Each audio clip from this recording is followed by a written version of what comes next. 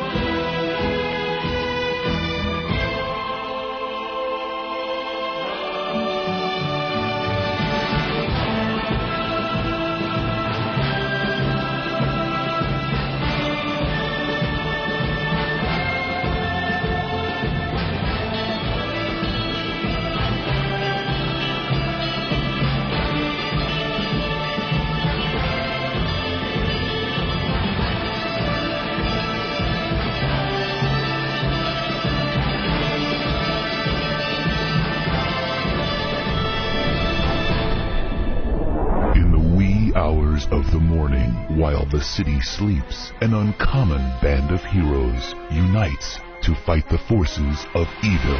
The Opie Anthony Show. Oh, my sweet Jesus. With Op. I want to be known as notorious. No. Ack. Everyone is always in my way. Oh, you really are deluded. And B-Cup. Kind of fat-breasted and awful. And surrounded by dullards. Ben looks like poorly spliced film. Oh, it's hilarious. You ever Steve yawns? It looks like the back of the Batmobile when it accelerates. Pocketosis. Eric, you're not going to cry. Shut up. And armed with superhuman powers. He pulls his pants down and just starts leaking into someone's garbage can. That's rule one. How about if he gives you the old chin tap with his helmet? That's all right with me. They are living among us.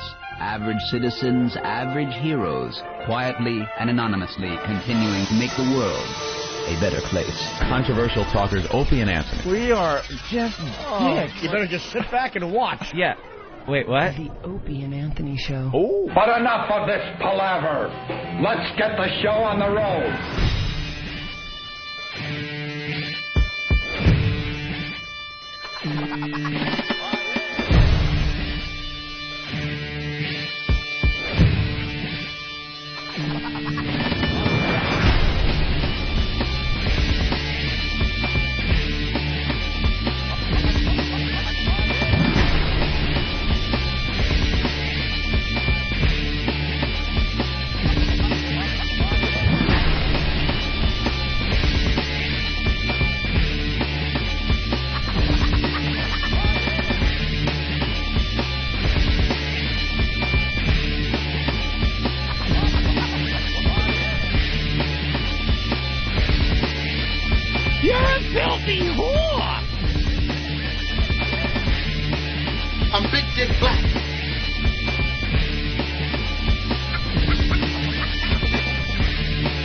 Not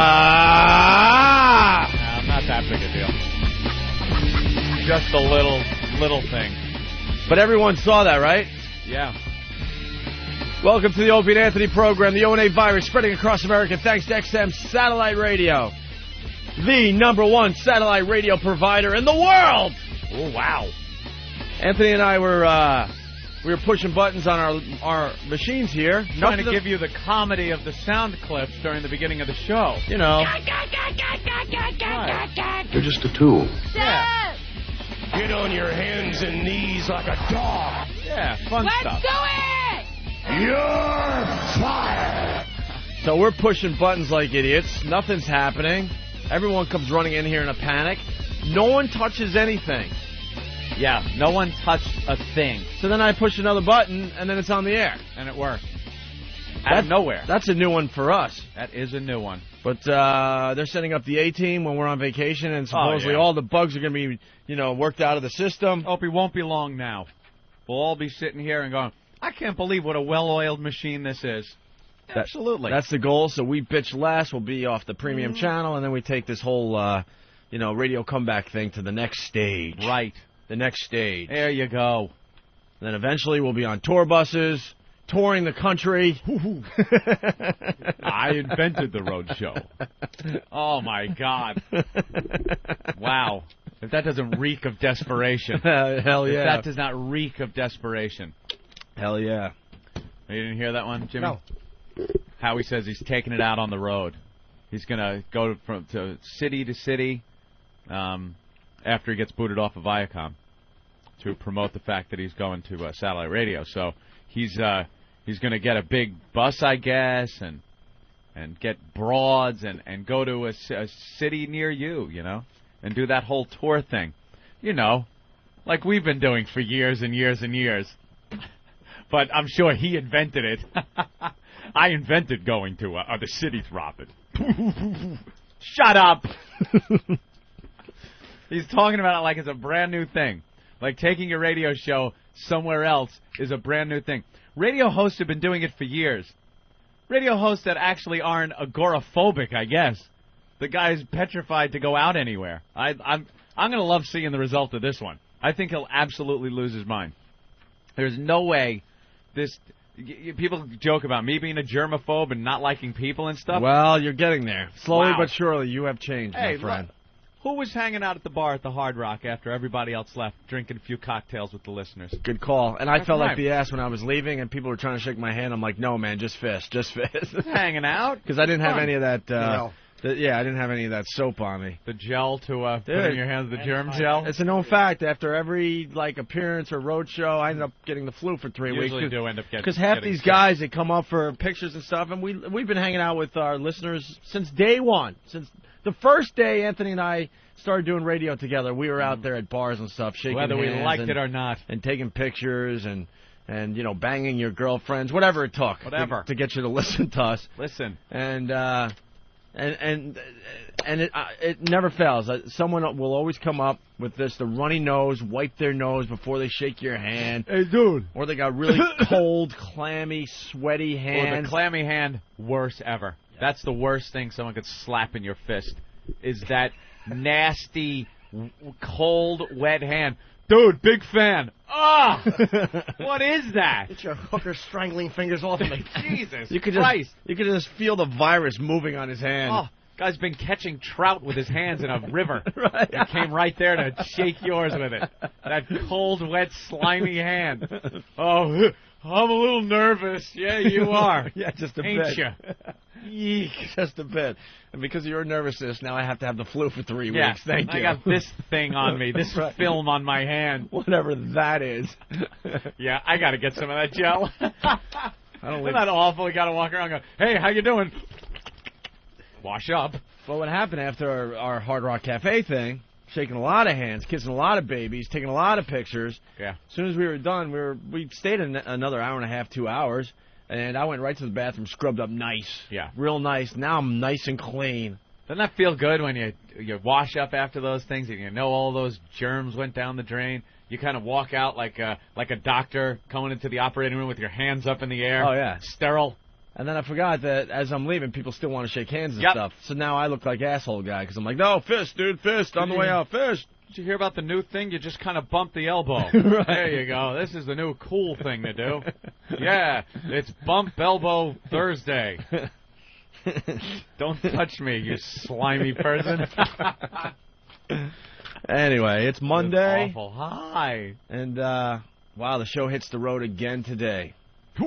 Right after the show, we're jumping on some trains, going down to D.C. for 2 days. Going down to D.C. Oh, we love these trips. Woo! Well, we're going to revisit some characters down there. We're going to be talking to D, Cricket. Yeah. And the Mad Mexican. Yeah. And some other fine folks from the D.C. office. And or the D.C. compound. Meetings. We have meetings set up. Have you heard about any of these? I don't know. Yeah. Great. Wait, how can this guy be on 2 channels at the same time? Hey, what's going on here? Hey. Wait a minute, I know how it's done. What? Yeah. What happened? I know it's done. Wow, that's like... That's really weird, because his mouth's moving over here, but it's not moving over there, and they're both saying it's exclusive, and they're both saying it's live. What? What the hell? Are we getting tricked? No. How are they doing that? The camera's closer in on one. That's all. The lady's next to him right there. Yeah, but how are they both asking him a question? They just did the same. They both asked him a question. Oh, maybe one's on a 5. Oh, yeah. Terri Schiavo's husband Is one taped? is on 2 of the morning shows doing a live interview with Barbara Walters and with What? One is taped. There was a whole Oh, article about this in the Post the other day. Oh, yeah? These two, how ABC and NBC are fighting over the guests. So one now, what the deal is, one of them gets a tape, and they can run it at the same time. Wow, I think interesting. it flip-flops, How yeah. about that? Oh. They alternate, one taped, one live. These news channels, man, they're What just scumbags. they're so competitive. You know, the Schiavo case, oh my God. Let her go. Enough. Let her go, and she's not smiling, you idiots. That's part of her condition. That's how I sit in the XM meetings. I'm like Terri Schiavo, smiling a little bit. There's just vacant stare at Elo and Elo whispers to Strelo, I think he's smiling. I think he likes like, this idea. please pull my feeding tube out. I've had this. No, I can't take it anymore. It's just a condition, you idiots. She's not smiling in that bed. She's not smiling? No, she's It not looks like smiling. she's having a happy time when they're wiping her mouth and everything. She's like, she smiles. No. She is so... So you're for pulling the tube out and letting her just waste away in a couple of weeks? Just let her go. Yeah? I don't think it should be Congress's decision, though. I guess it should be the family's decision. Do you think in the it should be the husband's decision or the parent's decision? Well, that's pretty weird. I guess that's a toughie, but the government, they should just, stay the fuck out of it. That's kind of hard, though. If you got the husband saying that he should say what happens to her and the family saying they should, someone's got to mediate. Someone has to mediate.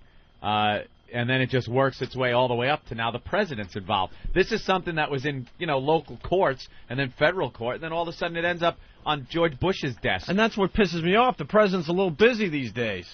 Yeah, he's got a couple of things. But now this is the big thing he's going to be focusing on. This is the thing he needs to focus on. This particular situation. It ties into the right to life thing, every human life, blah, blah, blah. So, yeah, now he's involved. Let the husband and her family fight it out in, a cage match or something. There you go. Just duke it out. I don't know. It seems to me the parents should definitely have more of a say than the husband does over what happens to this woman. If the parents want to go on, I guess, paying for her in the hospital, that's fine. The husband, why does the husband want her to die? Did he say that He said he's honoring her wishes. Oh, her wishes? I'm sure he's just sick of looking at that face. I know I would be after 15 years. Close your mouth. We get it. Oh, God. Jesus. We get it. Wow. Well, he's is he remarried or he's with another woman and then he's had a couple kids with this other lady? Oh, I didn't know that. Done with her, yeah. Yeah. He's done with her. I don't know if he's officially remarried. But I think if it is a noble cause that he is indeed fighting for her her right to die because that was her wish and she's got to sit there in that bed staring up and smiling, then I guess, I don't know. I have no clue what they should do in this situation. Not that I think, the right to life thing. I think in that case she is in some pretty bad shape. You should probably kill her. You got to err on this. If both people want different things, food in my mouth, I think you got to err on the side of the family and leave her alive. If the family wants her alive that bad, it's kind of hard to just go, too bad. Yeah. He was married to her, now he's banging someone else, but he'd still like to pull the tube. Yeah, I think as far as who should have say, it's the parents. But if the husband is then, she said to him in some moment, look, if I ever end up like that, I want to die, then it's kind of, ugh. Yeah. Well, then it's his word, But then again, she doesn't have a clue what the hell's going on, so. And then you get all the kooks coming out of the woodwork now.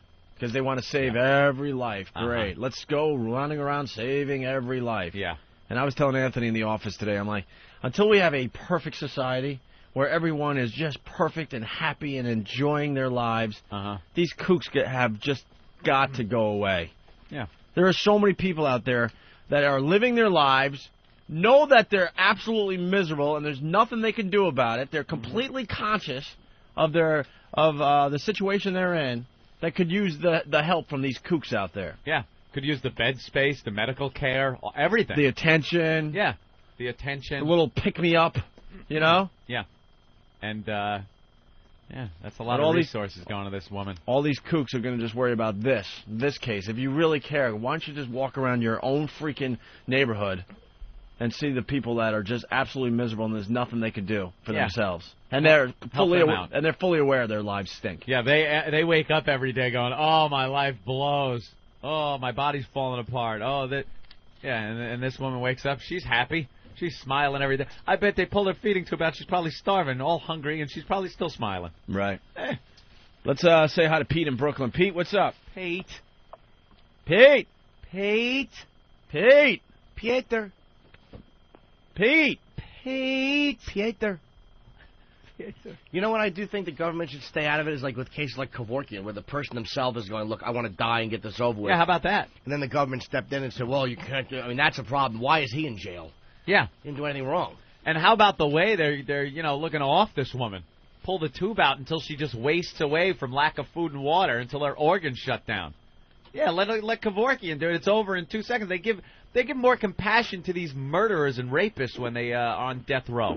You ever see Whose Life Is It Anyway with Richard Dreyfuss? He's an artist. It's a great film. I hate those depressing movies. It's good, though, but it's kind of like this. Depressing. He's paralyzed in a car accident. I can't hear. Shut up. Hey, Bruce. I can't hear. I can't hear. Bruce. I can't hear. Bruce. Yes. Bruce. You hear us now. I can't hear. Bruce, can you hear us? No. Fuck XM. Let that motherfucker. Guy's a little upset. That was Bruce Kelly. I just want to make sure that we have the phones today because this is a topic that everyone's talking about. Yes. But go ahead. I'm sorry. I forgot where I was. I know. Because Bruce had to ruin it for everybody. Oh, Bruce was just trying to be heard, though. Like there's so many in this country. Let's try Pete again. I get Pete? distracted at a colorful balloon. I'm like, what? What was I saying? I don't know. It's the most important thing when it's spilling out of my mouth. And then the second I get distracted, huh? What? I don't know. Got ketchup? Got ketchup. Oh, look. Hey, Pete. Pinwheel. Yes, sir. All right, what do you have? I got the solution for Terri Schiavo there. Yeah. Yeah. Put her in the movies. Oh, the old Bill Hicks bit. Can we find that bit? That's right, sir. Put her in the movie. The Bill Hicks bit is great. You make the ultimate stunt double for a couple rounds to the face. There you go. Who's Terri Schiavo, sir? I know. Terri Walk it Schiavo. out. It's one of the Kennedys. Yeah, Schwarzenegger's banging her with her mouth open. Yeah. Well, that was big news.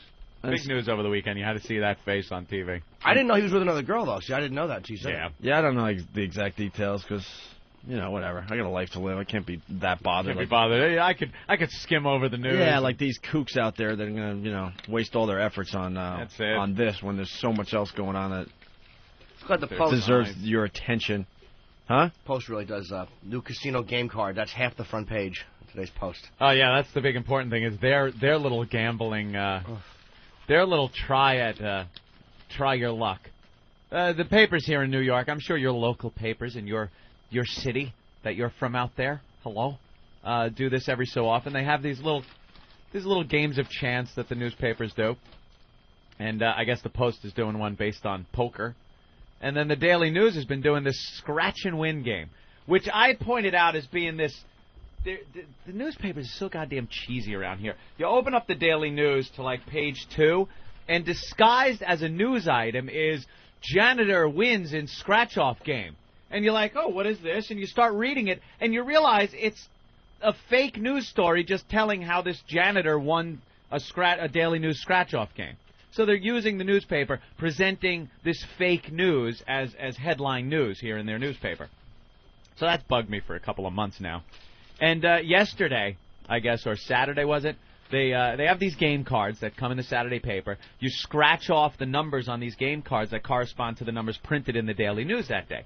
And if you get 3 of the same numbers, amount prize, you win. That's how it works, like any scratch-off game. Well, people started looking at their numbers and scratching off the tickets, and lo and behold, a bunch of people ended up $10,000 and $100,000 winners. A shitload of people, including our own producer here, Eric. He is a $100,000 winner in the scratch-off game. What? Yeah. Well, it seems there was a misprint in the paper. When they printed the numbers you were supposed to scratch, the newspaper printed number 13, and it was supposed to be number 12.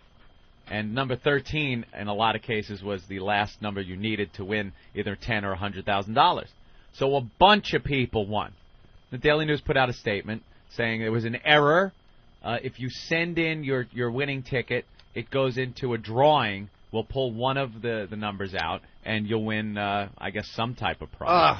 Now, I've been watching the news, and I've seen some people that are complaining that they should be given the money. Mm-hmm. And a lot of the cameras for the news stations that are trying to get these angry people ended up in the Bronx and Harlem for some reason, and they are demanding, I want reparations. That's demanding their $10,000, $100,000. I want my $100,000, motherfucker. There's how many people won? Quite a few. I don't know a number, but it was quite a few. Quite a few have won $100,000 each. In one family, a person won and the grandmother won, and they were calling each other, I won $10,000. My God, Lordy, I won too. And I was listening to the news, and they are angry, and they want their goddamn money. They should get it. Why should they get it? Because the paper, hey, look, too bad. Don't run something like that. You want to pass it off as news, and then it's like a lottery drawing. I agree. Too bad. I agree, and I would agree, except for if you turn that card over, it specifically it says that? has this scenario on the back, and if it happens, you will then put your ticket in a hat, and they will draw it out. It says it on the back. They have no right to this money. Oh, okay. I believe it might be a reading problem. If you flip it over and you can read the back, perhaps you'll realize that. Did Eric have to apologize for his fuck you Ope at 12 o'clock in the morning call? I quit. Click. Opie, you are a bum. He's trying to order a boat with 3 propellers. Easy come, easy go. I had it and I went with it. Me bag of shells. Yeah, here it is. Look, she's crying. They got a woman on TV right now crying. Because she thought she won. I thought I won. I can't wait. Really see. I don't know if it's the news. Look, I don't know if it's the news' fault, but they really do focus on the African American people in cases like this. Not really, man. I have not seen a white person complaining about this yet. Look, I don't know. I see so many more minorities buying these things. Yeah. Well, I'm talking about when you go to the store to get the actual tickets than whitey. It's simple as that. It is. Is whitey buying? Of course. But whenever I just want to pay for my stupid newspapers and I have to wait, it's never a bunch of white people in front of me getting their scratch-off tickets. Give me a 5 win for life. Right, exactly. I'll take that bingo. I'll take 7 Lucky Charms. Give me that Lucky 7 game. Whatever. I'll see a Lucky. Right. Lucky Charms. And they got to scratch it on the counter right in front of you. Yeah. Can you move? I'm trying to buy something here. And then the idiot with the pencil and filling out the lotto. God, I just want to pay for my newspapers. The lotto. Are you sending in? Are you going to send in the ticket for the drawing now? Yeah, and what they also said on the news, too, is that to file a claim with the insurance company that backs this up, so you do both. Yeah. Dude, they got a nightmare on their hands. Because you know what's going to happen? This is where it gets interesting. There's going to be a couple idiots that are going to come forward and go, hey, I thought I won 100,000, so I bought myself a Mercedes. I went out. Right. I spent. I went on a shopping spree. Oh, so wait a minute. They just not paying attention to what it says on the back of the card. Yeah. They didn't read it. They're not reading the But back there's of going the to be there's going to be some opportunists out there, also known as a lawyer. Yeah, that's going to true. step forward and go, well, my client thought she really won $100,000, and she put a down payment on a brand new home and bought a boat and bought this and bought that. Let me see the ticket. Let me see the ticket. This thing is, this thing on the back has a disclaimer, and it says, if any game card submitted for verification, validation, if it's ineligible, if there was an error in the event of a printing, production, or other error, this was an error of an irregular game or an irregular game card occurs, neither the Daily News nor Blair, which is the insurance company, shall have any liability. If due to a printing, production, or other error, more prizes are awarded for any prize level than were meant to be awarded, a random drawing from among all verified prize cards will be made. That's right there. It says this situation. There was an error in printing, and you're out of luck. Send it in. Hopefully you'll win the drawing. But now you see people crying on TV, I thought I won. Where's mine? I won 100 grand, 40 acres, and a mule. Dude, the phones have exploded. Eric won, as you know, 100,000, right, Eric? Yep. And there's like 3 or 4 people on the line that won as well. Oh, they won also. Right. Here's another $100,000 winner. Terri Schiavo won, I heard. Too. Right. The winner. She smiled and everything, and now she's all depressed. 100 grand. I can't believe someone won 100 grand. Hey. Oh, they're ripping us off. Hey. Ho. Here. Send me up with this. There you go. Ira, what's up? Ira. It's funny. You got to picture this. You wake up on a Saturday or Sunday morning, and I'm going through and I'm scratching off the numbers, and I check it the first time, and it says I won 100 grand. Oh, boy. So then what do? You go and you do it again. You just look at everything again, and you say, did I do the right numbers? Did I do this? Oh, my God. That's really that is really bad. Now, I don't want to wake up the wife. I don't want to wake up the kids. I just want to sit there and look for a while because I'm sitting there going, I can't be this stupid. Right. Make absolutely sure. So I'm sitting there one more time. I take a look at it. So now I'm walking around the house. I go, this can't be. It doesn't happen to me. So 10 minutes later, before I do anything, my friend calls. We played Hold'em the night before. Yeah. And we were talking about it because we're both an advertiser. And he goes, you're not going to believe this, but I won $50,000. I go, well, you're not going to believe this. This whole thing is bullshit because there's no way we could both win. Yeah. It's impossible. Yeah. But can you imagine that feeling you get for 10, 15 minutes? Oh, dude, were you thinking about what you can do with that money? You know what? I really never believed it. Right. I'm just sitting there going, it's not like when you hit the lottery and you see the numbers. I just never believed it. I figured something was going to happen. And that's why a lawyer will step forward. Now I got the angle. What's the I angle? thought I won 100,000. I'm all excited. I'm all freaked out, and now I'm depressed because I learned that I didn't actually win the 100,000. Now I'm in massive depression. I'm in massive depression. I need meds. Yeah, I'm so seeing a doctor. Everyone will send in the cards, and everyone will get $25 if they get that much. But what about you? Aren't you going to file a suit? Don't you want yours? Well, I'm going to submit, and whatever lawyer picks up the names, and if they file a class action, I'll go in on it. Aren't you going to protest? No, I don't think I got time to sit there and protest. I saw some protesting going on. Not that 100 grand's not worth it. Don't get me wrong, but I mean it's not going to really change my life that much. Did you actually feel better than your friend did because you didn't win 100 grand and he only didn't win 50? Were you making fun of him? No, we were just sitting there going, we must be the 2 biggest schmucks in the world. That's funny. Very good. Yeah, it kind of brought it home when he was saying you scratch it, you look, and you don't know that there's been an error, so you're looking at the card, looking at the paper, really thinking you won. But you know what they did wrong? The one thing they did do wrong that I saw on TV, and I think these people were right down in Brooklyn and the Bronx, is they had all day to just release something to the news stations. So that these people that really need, I mean, everybody could use 100,000, don't get me wrong. Sure. But I mean, these people that could really use it to change their life, they could have knew about it yesterday. They didn't have to wait for the Daily News to come out. Yeah, they didn't. When did they inform people? Today? They didn't inform anybody until they put it in the papers, Sunday morning's paper. Wow. They had all day Saturday. They knew they screwed up. Right. And they didn't go to any news station because they didn't want to admit the mistake. Jesus. Yeah, they were going to just probably try to hide. I can't believe they really thought it would just blow over. You know who doesn't care about $100,000 though? Opie. Yeah. He don't care. That's nothing to him. That's really nothing. Well, if I had you guys' money. He spends that on a dresser. Yeah. All right, guys, thanks. All right, thank you. Let's go to Kyle in Jersey. Another $100,000 winner. All right, Anthony. congratulations. Kyle, Hey, what are you going to do with all the money? no, I didn't win it. My girlfriend's father won it. Oh. And he's sitting there. He looks at it. He reads the paper the next day. I'm sitting there with him, and literally a tear comes out of his eye. It's a 75-year-old man. I just couldn't believe that this was all a lie and that this wasn't true. He was, preparing for a getaway cruise, and just literally put his head on the table for 20 minutes. I thought the dude was dead. Oh, man. Punching out. Yeah.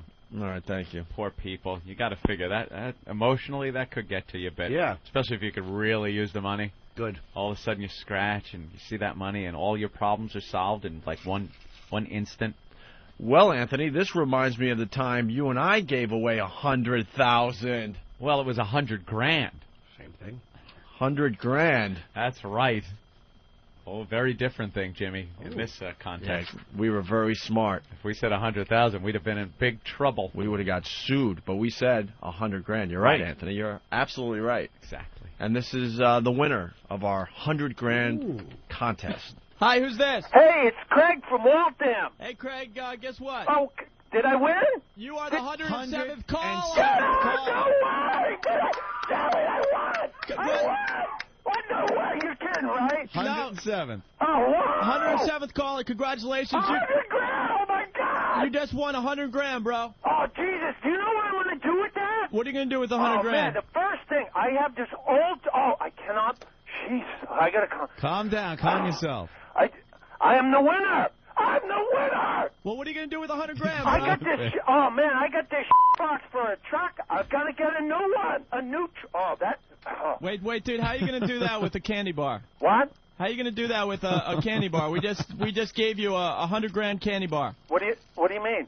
We gave away $100,000. It's a candy bar, bro. Congratulations. What? You just won a candy bar. Hey, what the f***? I've been listening to f***ing radio for like 3 hours, man. You said $100,000. Yeah, $100,000. We gave you a candy bar. A candy Congratulations, buddy. Oh, you guys are a bunch of douchebags. Hey. Congratulations, man. Uh-oh. Like sands through the hourglass, so is the Owen virus. They had owned a chimp, this couple. But the chimp had bitten off somebody's thumb, so they had to get rid of it. So they gave it to this animal sanctuary. Well, they went to visit the chimp because it was the chimp's birthday. So they brought the chimp a birthday cake. And they're standing around trying, I guess, give this chimp the birthday cake. And some other chimps, now whether they were in a cage and got out of the cage or they weren't in the cage, I have no idea. I haven't been able to get that straight from what I've read. But these chimps attacked the couple. And at first they bit one of the woman's fingers. And then the man pushed his wife or this woman out of the way. And the chimps just attacked this guy mercilessly. I mean, they fucked him up big time. The damage report, one was at his head, one was at his foot, but all the time he was trying to reason with them. Hey, look, chimps, could you not rip my face off? What kind of reasoning? Came around and chomped off my thumb. The male chimp, the wife said, my husband must have realized we were in deep trouble because he pushed me backwards. At that time, they both went for him. So they must have seen him go for the woman and thought it was some kind of competition. Lost all the fingers from both his hands. Dude, they chewed off every finger that he owned. And this isn't reattach his fingers stuff. You know those chimps just like mashed his fingers. Ripped an eye out of his socket, so that's gone. Ripped off his nose, a cheek, his lips, and part of his buttocks in the attack. They start eating ass? And they were tugging on his genitals. Why couldn't they put that? Remember the movie Planet of the Apes? Yeah, of course. This sounds like a scene that should have been in the movie. Yeah, where's the nice, even those apes, they were vicious and stuff, but at least, all they did was, you cut out his brain, you bloody baboon. Look at you. You ripped off his fingers, lips, and buttocks, cheeks. Damn you. Somebody pissed this chimp off. Those things, how do you reason with them? To the point of he went to time. I mean, did they not feed him for about 6 months? Probably he was pissed off that they threw him in this animal preserve many years ago, and he's just been waiting and waiting. Just waiting. Waiting. That son of a bitch will come back. I know his face. He'll come back one day. Is this the son? Guys, this is the son of a bitch that put me here. I bit off one finger. Right. And this is the guy that put me here. This is the guy I've been telling you about. Here he comes. The cage is open. Now's our chance. You bite his fingers off, I'm gonna bite his genitals and his buttocks. Opie and Anthony, the virus is spreading. Opie and Anthony, XM202.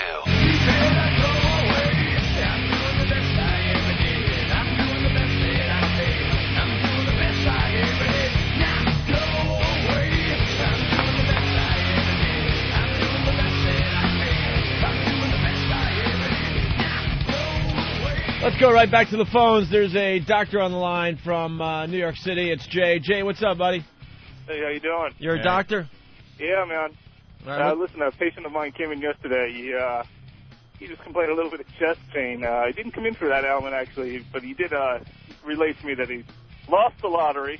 I read about it in the paper and just started complaining about chest pain. So we gave him a nitroglycerin and checked his EKG. He was okay, but he was the next teacher, and all these teachers, I tell you, when they get to be about 40, they just go nuts and get depressed, and this just sent him over the edge. I could see him coming back later on for a little. Wait, so the guy claimed. What's that? The guy claimed that he won this Daily News scratch-off game, and then realized he didn't win, so he came in for chest pains. Yeah, well, he was coming in anyway, but then he started complaining about his chest pain. I didn't even know about the lottery thing. Mark my word, though, dude. Mark my word. Someone's going to come forward and say, this caused some stress, and now they got problems, and that's why they're going to sue, and you'll see. It's only a matter of time, right? Okay, guys, punching out. Enjoying the show. All right, thank you. Sean in Rockland. What's up, Sean? What's up, guys? Hey. What about the poor son of a bitch that went to his paper on Saturday morning and had 12, thought he lost and threw out the ticket? Oh, yeah, there's another angle. Another angle. They said it was supposed to be 12 instead of 13. What about the guy who might have won if he had scratched off the 12? There are people out there that won and have no idea because, they do what most of us do. Right. This is a loser, and just throw it away. And you're not really, well, maybe some of them, had their numbers written down, whatever. But there's a case in court right now about this lottery guy bought a lottery ticket, scratched it off. Or it wasn't a scratch-off ticket. It was like a lotto ticket. Went to the guy at the register to check it. And the guy said, no, this isn't a $50 winner or something like that. I give him the ticket back, and the guy threw it away. The woman grabbed the ticket out of the trash and had it checked at some other place, and it was a $100,000 winner. So now she got the money because the ticket's in her possession, and they're filing suit against the store and the lottery commission and everything else because the guy said it wasn't a $50. The guy had only checked it to see if it was a $50 winner or something like that, and it turned out to be a lot more. And oops, that one's going to be in court. Oops. Ooh. And they had to give it to the woman. The thing about the lottery, if you have the ticket, that's it. You're the guy with the ticket. You win. It's really hard to fight that if you don't actually have possession of the ticket. I don't believe it's a misprint either. If you have one number to get right, how do you print that wrong when you know people are thinking they win $100,000? How do you not do that correctly? Yeah, that's the one number you really got to watch. I don't buy it. I totally buy it. Really? It's incompetence. I don't know, man. That sounds like a publicity stunt. Could be a stunt. They could have worked it through in their head and gone, you know something? We're all talking about it. Let's keep our minds open here a little bit. Yeah, it's they all right now. Said, we have it on the back. We wrote that, we have a disclaimer, and the disclaimer says this situation exactly. Oh. It's kind of a way to drum up some, and I wouldn't put it past these scumbag rags. Then again, it's really negative publicity, though. It's really awful publicity. It's not sex in a church publicity. Well, no, it's not that good. All right, let's change topics again. Let's go to Tennessee. Ralph, what's up? Hey, that Terri Schiavo thing? Yeah. a lot of talk radio is reporting that he went in court, before. It said, he's going to have to take care of his wife. I guess it's a malpractice lawsuit or something. He got a boatload of money, and as soon as the check cleared, he's, my wife wouldn't want to live in this condition. We got to take the feeding tube out. So she gets a bunch of money because there was some kind of malpractice. The settlement comes in. The husband takes the money, and now you would actually have to use that money to keep her and care for her. And all right. Hey, it's a lot cheaper just to get a motorboat, and you go out of Modesto and splash as she smiles. You see through the green ripply haze that smile just drifting away like Jack in Titanic. But why a motorboat? You can just sit her in the backyard and just face her like with a little few leaves around her, and no one will even notice. Wow. Well, that does some kind of motive there. Do we lose this guy? Picture. Yeah, we lost him. All right. Oh, boy, would that smile irritate me. Trying to save your money and go out and buy a nice Jaguar, but you got to go in there and look at old toothy gums. Jesus. Old happy gal. Yeah. She's the perfect person to try your comedy material on. Two Jews walk into a bar. Dumb smile. I'll keep that. Look at that. Hey, Lenny, what's up, buddy? Hey, how you doing? Good. Listen, I just wanted to call up and say that my aunt actually won like $1 million on one of them scratch-offs. It was like the Millennium Series. Okay. And she actually threw it in the garbage because she scratched off one of the winning spaces, and it was supposed to be just one, and she thought she had to match 3 of them, so she threw it in the garbage. How do you not kill yourself at that point? Wow. Yeah, I know. We went back to that place, and we were going through the trash can, trying to offer people money to help us out, and it just didn't work. So, hey, listen, is Norton with you guys? Norton, you there? I'm right here, mister. Oh. Must have disconnected. He did kind of get you. I think he got you, bro. He got you good, too. All right, I don't know. Hawk? You were all wanting and stuff, like, I'm important. No. He wants to talk to me personally. I thought maybe he wanted to ask some questions about I don't know. Hey, where's Ben? Ben ran into Matt Lauer over the weekend. It's a quick, funny little story. Yeah. What are we doing? If you could get that. I think on a certain website, I don't want it to be flooded. Apparently, there might be audio. Schiavo audio responding to her father on Friday immediately following the removal of her feeding tube. I tried to get that too. Yeah, audio. It came out like one of those pages that won't open, like an error page. Really? It was getting pounded at the time. Yeah, it was probably getting pounded. It probably is now too. Oh well. Well, we'll see. I think the Republicans are on the right side of this one. If that's true about the husband, yeah, it's kind of tough to tell the family. Look, a little motivation there. Yeah. There's some motivation there to get her out of the picture then for the guy. If the family was going, look, he's right, she wants to be put to sleep. She wants to be put down because she has a broken leg. Put down. Then it's one thing, but... She's a smiling, fleshy scratch-off ticket for that guy. That's right. There's a 12 behind them there gums. I win.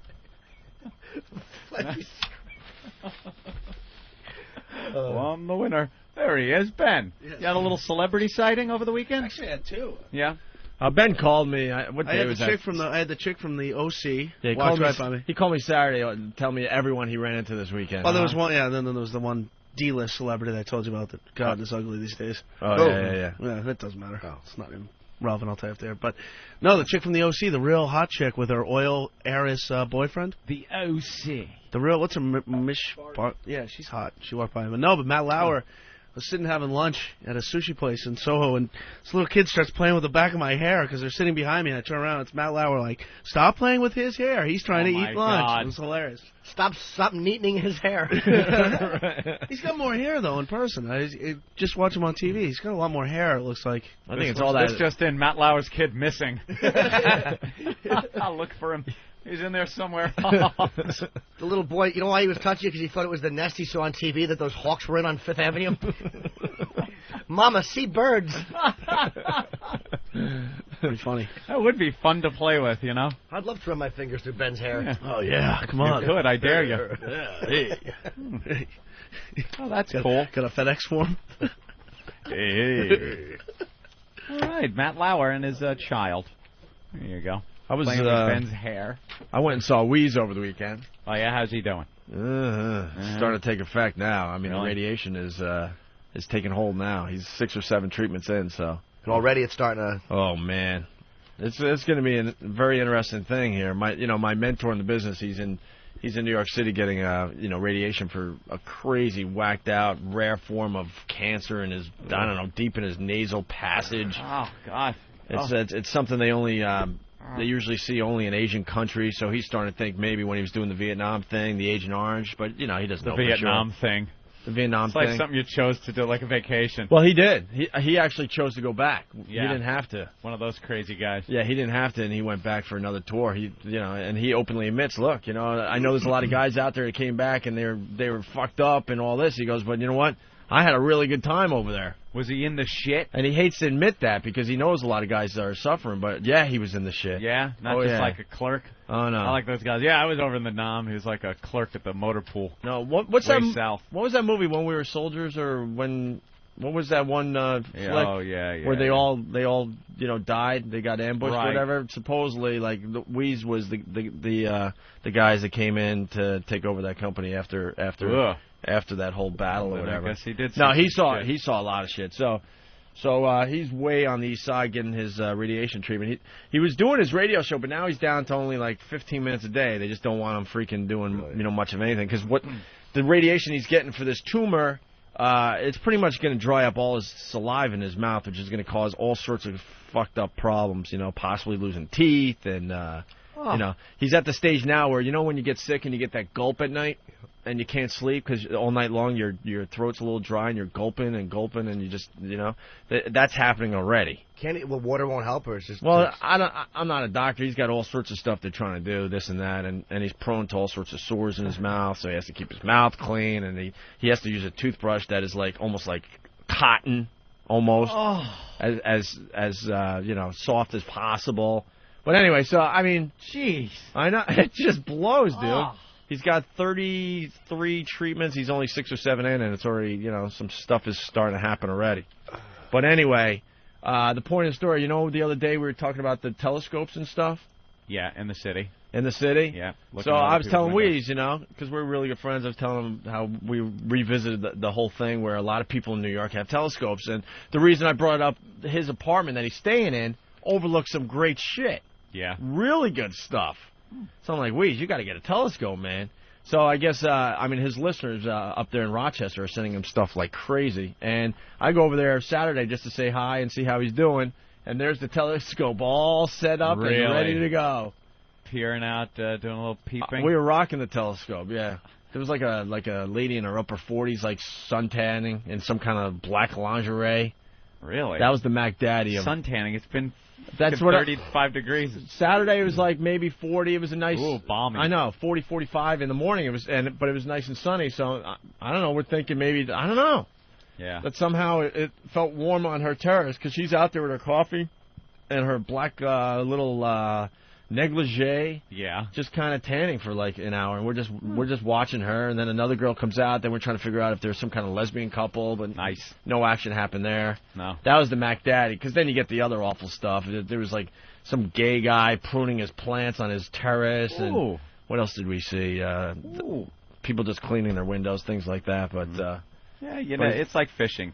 You never know. But the telescope thing is awesome. And then he overlooks like another building with a lot of apartments, and you could see other people's telescopes looking at you. People know. They know how to entertain themselves when you live in an apartment building like that. I got to give the Gooch from Cleveland credit for his line. Yeah. He writes, Dear Terri Schiavo, I hope you get better and your feeding tube goes back in you soon. Your grandson, Frank.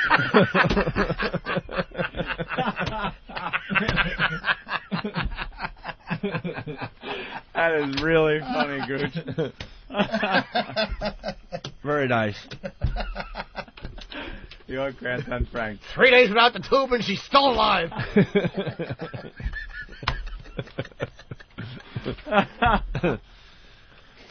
But anyway, that's the Weeze update, because a lot of people have been emailing me personally about it, and he's doing all right so far. And there's a link on all our websites, a website called kickcancersass.com, because Weeze is trying to do a good thing and actually raise money while he goes through this hell and back. So how many a week does he got to get treatments? Well, he has to do 33. How many, is it like one a week or is it... No. It's every day except the weekends, I think. So do the math. It's about 6 weeks, I guess, a little more maybe. Wow. Yeah, no, he'll be in New York for a long time. So. And because of NASA, sooner or later they're going to have those little pills you eat. I'm telling you, little what they call micro and macro things. They're just going to go in there and get it for you before it even starts. Little robot in there. They're working on that because the people want to go to Mars, so they have to have some kind of 3 years of medical treatment. Get your ass to Mars. Yeah. Yeah. So hopefully, you swallow something. It's got like all kinds of things in it. A little camera. Well, they already have that. I've already seen that. They have that where you swallow it. Yeah, I saw pictures, the camera one. Yeah. It sends them out of to your colon or whatever. He was showing me pictures of his treatment because they put this this really tight mesh mask on him and pin him down to a table because he can't move. Obviously, you don't want to move at all when you're getting the radiation. Yeah. Are you getting the laugh track ready? Howdy, Quaid. Kids going to Mars. Howdy, Quaid. And and they strap him down really tight, and he's claustrophobic to begin with, and that's how they do the thing. But he was showing me the pictures, and it looked like something out of a horror film. Really, really creepy.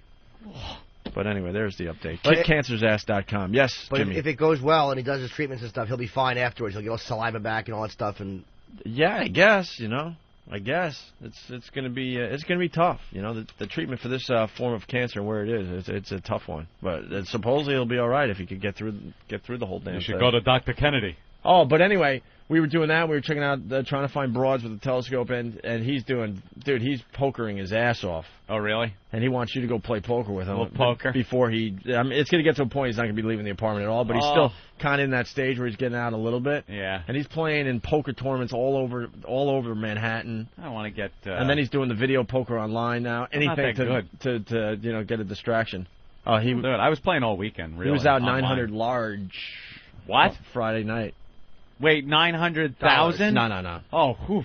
900 large. I mean, 900 large, that's oof. That doesn't know the right expression. He dropped 900K. What? Yeah, you're right, 900. Oh, wow. 900 in a poker tournament Friday night, so. I was doing a lot of the, they call the sit-and-go games online, where it's a little mini tournament at a table. Nobody can come in after the game starts, and you kind of have to eliminate everybody at the table. Yeah. Won a couple of those. You get in, you buy. I was in the $10 buy-in table. It costs you $10 to get in, and then if you win $50. Come in second, you win 30. Third, you win 20, and then anybody under that wins nothing. Mm-hmm. And I was in the money quite a few times, and then a few times just make those stupid rookie mistakes where you just fall in love with your stupid hand. Got like ace king, you bet it big, you raise. Somebody else comes sees the raise, and then you just can't leave it alone. The flop comes out, you got nothing, and you're still hitting it, hoping, chasing the cards, hoping something comes up. Right up to the edge, just go, all right, I'm pot committed. And then you got to put more money in. Just stupid rookie mistakes. You should play in like some live tournaments. Yeah, I just a little more all over the place. A little more online. Yeah. Believe me, I know I'm getting better at it. And then one guy I'm playing over the weekend, and some guy takes me for a lot in one hand, and I said nice hand, and he goes, thanks, love the show. Oh really? I'm like, I just made a dope ass mistake in front of a listener. I'm surprised he isn't calling up, talking about what an ass I am and how bad I play. Yeah. The guy's great. He just goes on there and gives away money to people. Fantastic. And then Saturday night, I went to Caroline's and I saw Mitch Hedberg, who wants to do the show today, which is weird because we were trying to get him on the show Friday. I went backstage after the show to give him props, and he was freaking out. He's like, dude, I want to do you and Anthony's show, man. Yeah. And I don't know what the deal was with that, but I guess he might stop in today. I told him what to do, and we exchanged numbers, so we'll see what happens. Yeah. Because we have Ozzy coming in and Rob Halford today as well. So. Ozzy Osbourne. What's the deal with Mitch Hedberg? What's the inside scoop on this guy? Because I'm thinking, I was starting to think that a lot of it is an act. Because backstage he was not completely normal, but a lot more normal than he was on stage. And then I watched him kind of cross the street with his friend outside Caroline's, and I'm thinking, wow, man, are we all being taken? Because if you know about Mitch Hedberg, he basically goes up there as a major like stoner. Yeah. And like he could barely stand up, and he does like I don't want to insult the guy. I mean, I think his act is very original. It's sort of a Stephen Wright meets kind of like early Carlin meets. He's got his own thing going on, I guess, but it's a lot of one-liner jokes, basically, and observational humor. His writing is great, though. I mean, he comes from a really weird angle. Like, it's never a traditional punchline, which makes it very interesting. You know? He's really interesting, and he's a very funny guy. Yeah. But yeah, I don't know. I mean, I haven't seen Mitch in a long time since the Comedy Cellar. He used to come in to work a lot, and he was always pretty normal when I would see him. But you never know. There's the rumors that he gets really high. Yeah, because Saturday night, he has 2 drinks on stage, and all of a sudden one drink just crashes to the floor, and then later on in the set, he decides just to lay down on the stage and do a few jokes that way. And then he sits with the audience for a little while and just kind of gives them the mic, like he's too fucked up to continue. How did he go over? Well, I actually ended up going Friday and Saturday because I had nothing to do Friday, and Eric went, and he had an extra ticket.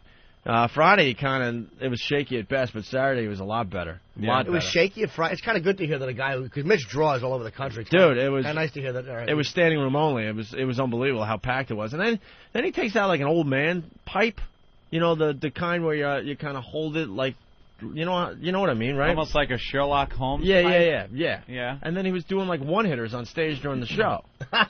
You gotta love that. But I don't know what was in the pipe because someone goes, "Hey, what's in the pipe?" And Mitch goes, "Wouldn't you like to know?" So now I'm like curious about this guy. I'm wondering if it's an act or if he does get fucked up, but not as fucked up as it seems, Because there was rumors that he was on heroin and he was doing it so much that he had gangrene in his leg. Oh, yeah, that was a rumor. Really? I don't know if it was true. I heard that it was true, but again, in any business, the rumors get distorted just like they do everywhere else. So that could just be bullshit too. But then, is he smart enough to know these rumors are out there and then plays off them? Is he doing sort of like an Andy Kaufman type thing? Yeah, maybe. I'm really interested in this guy's story now. I believe he missed dates on the Attell Lewis Black thing, but again, that could have been for other reasons too. Yeah. Yeah, if I remember correctly. I mean, he does look really messed up when he's on that stage. So, yeah, I don't know. Got a little thing going for him. Yeah, can we play some Mitch Hedberg into break maybe? How did your gigs go down there in Florida, Jimmy? It was good. I mean, small crowds, but again, you definitely started to feel the presence. And I never drew in West Palm before, so I was happy. I wish there was more people, but. I had to switch that last date from the Sunday to the Thursday, which kind of screwed a lot of people up. Once we're off the premium, I did. Opens up the show to a lot more people. It's starting. Did you see? Did you hear some of the promos for us coming off the premium? No. They're announcing April 11th. Why? Yeah. See, Eric knows the answer. You know to the this? answer because I'm listening, thinking we're going off the premium April 2nd, and what we're doing is playing a lot of best of stuff with us introing them. Yeah, this is a lot different than all those other times we took vacation. It's not just throwing crap at you and just hoping you enjoy it a second or third time around. This is like Ann and I sitting down and Jimmy introing a lot of these bits, and then we had Bruce Kelly come up. He interviewed a bunch of people, so it's going to be a lot of new material. A lot of new stuff within the best of. We have the best of in there because we want some of the new listeners that are brand new to the show because they didn't pay for us. They're just kind of on the platform. We want to get them kind of caught up so they can kind of get a feel for what we're all about. But now they're promoting it, so I think I got the promo. Those listeners, why won't you promote the fact that we're off premium April 2nd so they could listen and get caught up, even though we're not live? I listened to this and I was like, what the... Here's the promo. I've just been handed an urgent and horrifying news story.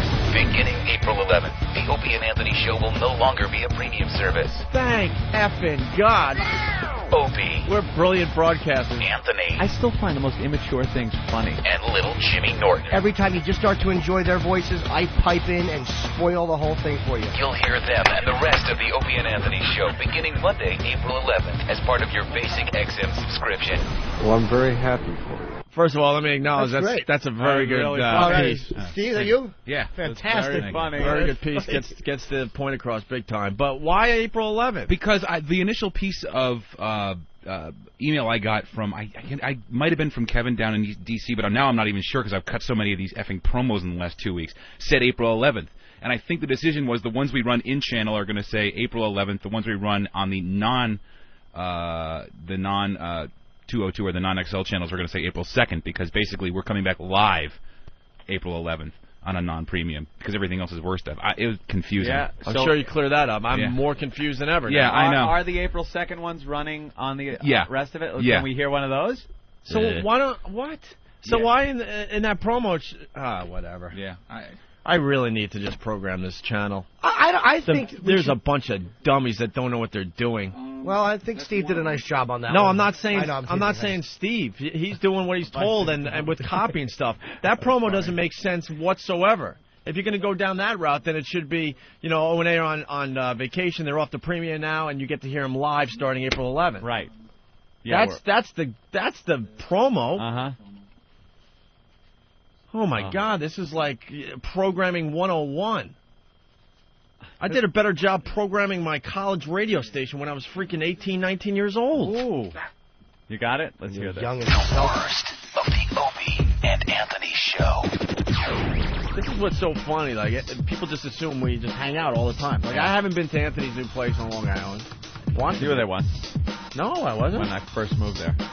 No. You stopped by? No? Wow. No. You stopped by? No. Okay. Are you cheating on me with another radio DJ? Oh, well, no. Did you just put your foot in your mouth? Oh. No. What radio station does he work for? I could have sworn you were. Is he one of those morning zoo guys? I found this under your bed. What is this? Wacky accoutrements. The Opie and Anthony show, live from 7 to 11 a.m. with replays throughout the day on XM 202. Starting on April 2nd, the Opie and Anthony show will no longer be a premium service and will be available to all XM subscribers. Thank you, Steve. You're welcome. The little tag on the end of it. Yeah. So that's running on like the news and non-XL channels. Right. But everything we run on 202 says April 11th because that's when we actually return live off the premium for some reason. Wow. Yeah. That's just stupid. It really is stupid. Just be the same one, right? On all of them, April 2nd. Yeah, because then there's a lot of people out there that confused. That have the entire XM Nation, let's just call it, and they're hearing April 2nd, April 11th. It's just dumb. Dumb, overthinking April 2nd, programming. I think is the date. I saw Mitch in Buffalo 2 months back, and he was like wasted and had to read his jokes out of a book. Well, That's pretty funny. He does look down at the book too. That's pretty funny. I'm really interested in this guy. I don't know. I'm surprised I haven't seen him before now. I think it's a bit of both. I've been hearing about Mitch for years. I've known him for a while, and I think it's a bit of both. I think he can parties and gets high, and I think he's just learned to use it, and it just doesn't hurt him on stage. DJ, what's up? Hey, how you guys doing? Hey. Hi. I was listening to ESPN radio, I believe it was the 80s station last week, and they actually had the 11th one also. Oh, they were playing the 11th promo. Yeah, and I didn't hear the second. I was really confused because I've been on board with you guys since the beginning, and they said starting the 11th, you're no longer be charged, whatever the promo says. Oh, boy. So, yeah, I didn't hear the second. I was kind of confused, too, because I know everything else is the second. Oh, God. Yeah, you want people to hear the best ofs, because that's like all good stuff that's just been kind of... Yeah. You just tell it how it is. We're off the premium channel April 2nd. Here's some crap to get you caught up, and they'll be back live April 11th. Boom. There End you of go. promo. You run it Done. on our channel and every other... Pew, pew, pew. And you run it on every other channel. Yep. It's the first thing you learn when programming radio. It has to be very simple and to the point. Keep it simple. You have to keep it simple. So to have two different dates and this and that doesn't make sense. April 2nd, the boys are now off the premium channel. Here's some worst of. Here's, Opie and Anthony 101 to get you caught up if you're a new listener. And starting on the 11th, they'll be live again. That's it. And you can do that all in a 30-second promo, no problem. Right. If you're not going to do it in an email, you might as well do it in a 30-second promo. Dummies. Yeah. Bunch of dummies. Yeah, that's all weird shit. All right, as we go to break, Anthony, we'll play some Mitch Hedberg. We've been talking about him, and we'll get into some other things. Lots happening in the world, huh? We got some Robert Blake songs. Well, that's a story about one of the jurors that is trying to get his rock career started, and he's using the limelight that he's getting as being a Robert Blake juror to try to get his songs out there. Okay. I'm sure this is great stuff. It's almost like that black chick who was on the OJ trial, the black girl who sounded really white. Yeah. And she was on the civil jury, and she did the one-person show about everyone in the black community must have wanted to cut her throat, and I wanted to jump in with them. She was the biggest racial sellout I've ever seen in my life. You remember her? It was on HBO or something, right? Mm-hmm. Yeah. Oh. She actually spun it into a little 15 minutes. We have to care about Nicole. Yuck. So what promo is this one now? What is this one, Eric? Which one is this? Steve, this is the one that starts running the Friday after we leave. So this starts running like Friday after the show, saying we're on vacation, coming back, all that stuff that you asked me to do, with the saying we're coming back off the premium, but all the worst of stuff has new intros and whatnot. That's that promo right there. Let's hear. Yeah. The Opie and Anthony Show is on vacation. All right, there you go. There's the update. Put down that straight razor. Just get a hold of yourself. And turn up the volume. What is wrong with these people? We've packed these worst of shows with brand new material. Dude, I'm shaking. I might pass out. So if you thought you've heard it all before, no, you're wrong. You're stupid? Your friends think you're stupid? Think of it as a special edition DVD with director commentary. What the fuck does that mean? The Opie and Anthony Show returns on April 11th, off the premium and live from Boston. All right, well, there's a third version. Okay. Third version. Okay. I love when you take us out of context. We sound like such idiots. And I'm sure us saying we sound like such idiots will be taken out of context. There are times I stop myself now because I'm like, I don't feel like having to deal with this in a promo. It's going to be in a promo. Yeah. Derek did that one, so it was him taking you out of context. That was very good. I love those. All right. You're an idiot, and I hate you. Yeah, there it is. What? He's in Europe. Oh, really? Should we go to the phone now? All right. Mr. Halford. Yes. Rob Halford, everybody. I thought you were coming in today. No, I can't do that because I'm in my kitchen in England. Oh, you're in England. What time is it in England? It's probably like 1, 2, 3, 4, 5, 6, I don't know, 2 maybe? No? It's late. Hello? Rob. Yes. What time is it over there? Oh, God. It's about 1 o'clock in the afternoon. Oh, all right, 1 o'clock. Yeah. Yeah, we thought you were coming in, so this is a little weird. Yeah, we thought you were coming in today. We all had our cameras ready. We were all happy. Cameras and Judas Priest stuff. Thank you, Sony. We're out on the road at the moment. We're doing a British tour right now. So are you guys doing Ozfest again this year?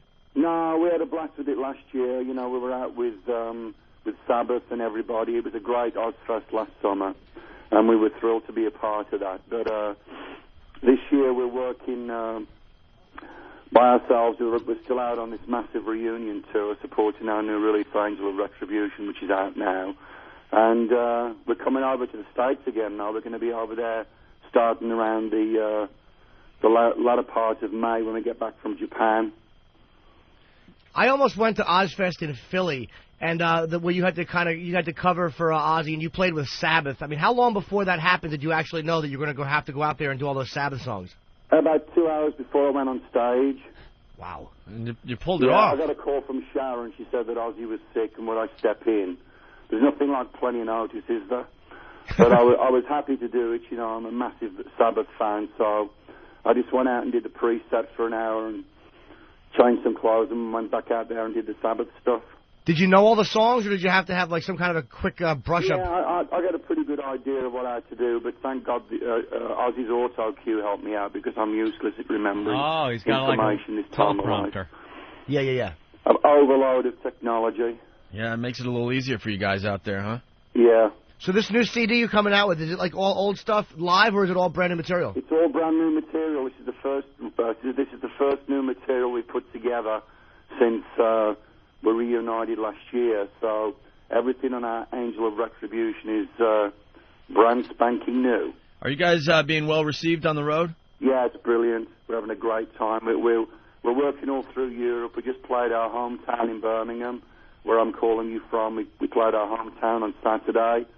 That was off the hook. It was just great to be back home, and we're playing in Manchester tonight. So we're just taking care of our home turf right now.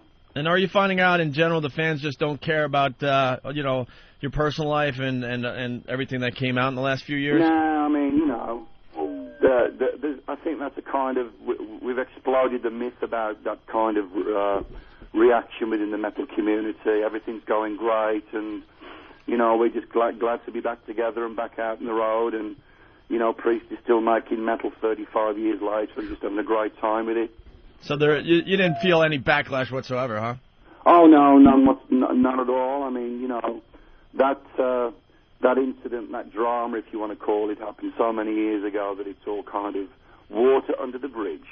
That's great, man. Do you feel better now and more relaxed and not worried, or you don't care either way? You know, it's as intense as it ever was. I mean, everything that we do is not diminished. There's still all that love and that passion for what we do in metal is still in great shape, and we've been welcomed back, you know, in an incredible way. We can't wait to return back to America. America's been looking after us for so many years, and that's like home from home for Priest, you know. What made you guys want to get back together? Was it like a money issue, or did you just get sick of the solo stuff and you just missed the old stuff? No, well, the fact of the matter is, you know, Priest has always been around. The fact that I went off and did my solo stuff, which was important to me. I think I kind of got a lot of things that I needed to do musically in my heart and in my soul, accomplish that. And there was always this wish and hope, I guess, not only from myself, but from everybody that loves and supports Priest worldwide, that we would get this reunion happening. And it took place. It you know, it was 10 years in the making, but it's like family. You know, families have friction amongst them, but you know, at the end of the day, blood's thicker than water, and we're just back now in full force and out on the road and having a great time. So you think you guys are getting along a little bit better than Motley Crue is? So, what's happening with the Crew? I know they're working right now. What's going on? Well, go ahead. I said they're out doing gigs, but you know, everyone's always saying how they're just kind of infighting, and that the whole tour probably won't make it. Oh, okay. Well, you know, I guess it's all different things. Means different things for different people. But you know, I'm a Crew fan. I'm glad to see that they're back out.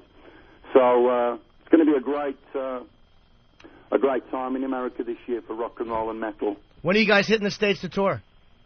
We're going to start out there, probably Minneapolis, St. Paul, sometime in the end of May, and then we're going all over. Everything's on the Priest website, judaspriest.com. Very cool. All right, thank you, Rob. All right, buddy, thanks so much. We appreciate you calling today. We'll see you when we get over there. Yeah, come in and see us when you come to the States. Say what? Come in and see us when you come to the States. Yeah, we'll do it. All right. All right, shit dick. See you, man. There he goes. Yeah, Rob bye. Halford, everybody. That's the only thing you had to say. Yeah, that's all I have to say to him. Take it easy, you shit dick. Javalog G from New York City. Opie, shut the fuck up. Who the fuck cares when you get off premium? You dumb, whiny millionaire fuck. All right. That's not what I meant. Who's that from? Javalog G. Sorry we take our jobs very seriously, and we have passion for what we do, you idiot.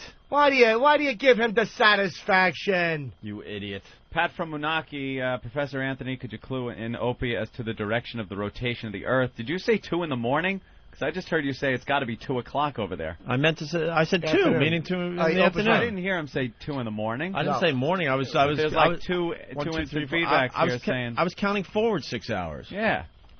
I think that was a pretty good interview, considering I thought he was coming in. I know. I thought he was coming in. All of a sudden, he's on the phone. That came out of nowhere. But I got nothing to say to him. Why not? What am I going to say to him? Huh? What am I going to say to him except for, all right, take it easy, shit dick? What else am I going to say? I like Rob Halford. Yeah, I like him, too. You know? I did a pretty good impromptu interview, eh? I like it. Jimmy really bailed everybody out on that one. So I think we'd have had a lot of trouble. And I think we would have really gone down a bad place. The old dirt road, if I may. Yeah, I couldn't insult a legend like that. I just can't do it. All right, well. The whole thing stepping in for Ozzy, that was good stuff. Yeah, I was part of me was like kind of bummed I missed it. Another part of me knows I would have cut my wrist in a tub if I was planning to see Sabbath and anybody stepped in. I wouldn't care if it was Bush. Anybody that stepped in place of Ozzy, it just would have stunk. Unless I had seen every show on the tour and said, okay, this is nice for this one time. Little change, one time. But if I went down to Philly, and I always have to shit when I go to Ozfest because my schedule's all flipped up, so I'm holding in a dump from 2 in the afternoon until they sing Paranoid at the end of the set. So if I would have had to hold in a dump and then watch Halford walk out, as much as I like him, it would have been a horrible disappointment to not see Ozzy. Mm-hmm. I understand. And off the subject, because I've been forgetting to do this for 3 days, I have to do this from Baltimore. The radio show helped me out a lot, and they are huge Opie and Anthony fans, and they have been helping promote the show. Out to lunch, Those guys are really cool, and they promoted my shows, and they were great, and they just are big O&A fans down there in Baltimore. All right. What's out to lunch? They're like actually a really cool. Is that the one we listened in on? No. That was the morning show. Oh, all right. No, I thought they might have had a name for their show. No. These are the guys in the afternoon. I don't know the station. They're at a Towson. If I'm saying the name wrong, just call me up and smack my face. But they were very, very cool, and they're big O&A fans. And the guy was just... You know what we could do today? Ooh. What's that? When you were in Baltimore, we were listening in on your interview. Yes. You know that by now. And then we kind of spanned the whole country to see what other morning shows were doing. It was a lot of fun. Yes, we listened in. Any of them really bad? Oh. Just about all of them. Yeah. Just about all of them, and it was just fun to goof on. If we're gonna do this today, though, the listeners really got to help us out. They gotta know like how far away they could have their cell phone from the speakers, and so it runs a little smoother. Call us, and I don't know. It's real hard because there's so many commercials on regular radio. Yeah, but that's what made it fun, too. Every time we go to them. It was a great commercial for satellite radio, proving that there's just a bunch of junk out there on regular radio. Garbage. And by the way, Javalog G, you just don't understand this business. We need people to listen to our show. We need this show to grow. So we need to let people know immediately that we're off the premium channel. So these new fans, they don't know anything about us, so they can start getting into the show and enjoying it and then spreading the virus, as we call it, to other people. So Javalog will be here broadcasting for your entertainment, you asshole. Yeah. Because guess what? If we don't promote ourselves and if we don't market ourselves, and we leave it up to XM or somebody else, well, guess what happens? Less people are listening to us. There's no real interest in the show, and that's why it should matter to you. Because guess what? We go away because no one's interested in the program.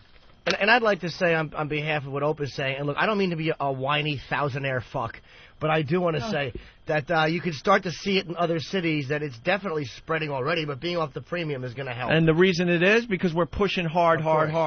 Exactly. If we just sat here and showed no passion, just did our radio show and didn't come up with something called Spread the Virus, didn't come up with a show that the people could really be involved with, didn't promote the website and what Steve does on a regular basis. Steve didn't sleep this weekend just to get clips up from the Hard Rock Cafe live broadcast. Hello, exactly. This is all the stuff that is building the show and making it possible for us to continue, you idiots, so you should care. Hello, exactly. The assault on the media, all that stuff. All that stuff.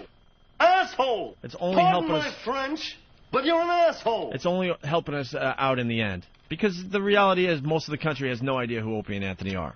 Mm-hmm. I don't know about that. I think you guys are a little more well-known than you think. They might not have heard the show because they don't have XM, but I think they know who you are. Well, I'm not going to assume that. I'm just going to keep pushing. Like it or not, Javalog. Yeah, Javalog G. Ooh. We'll listen to your radio show and your marketing strategy. Let's see if it's a little better than what we're doing. Why don't you get a show? Yeah. These dummies. I know it's boring at times to promote the show and get you guys out there to help us, spread the virus. We understand that, but it has to be done. It has to be done. There was a sticker stop in West Palm this week. What's her name? I know her. I like her, too. She's really cool. The girl that did it, she's on the message board. I'm such an ass. I don't know.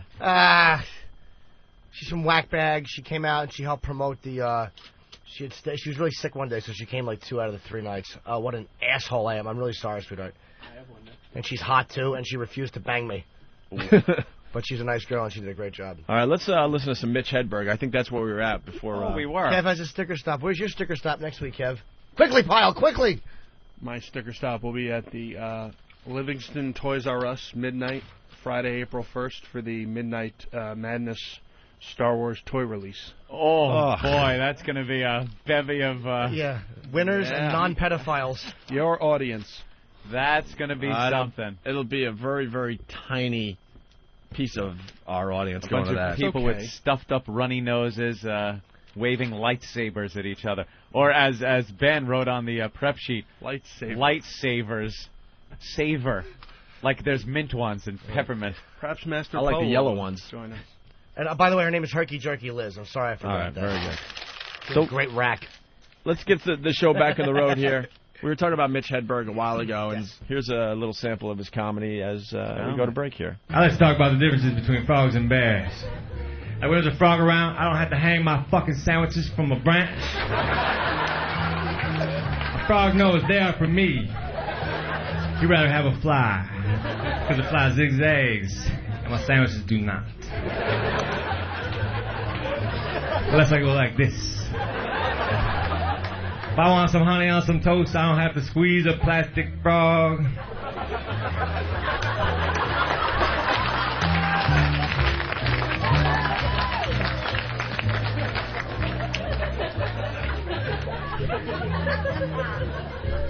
Alcoholism is a disease, but it's the only disease that you can get yelled at for having.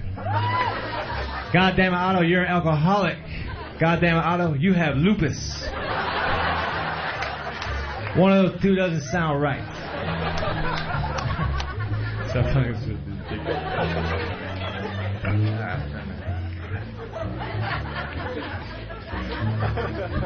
If you have to release bad news to the public, it will help if you are not ugly.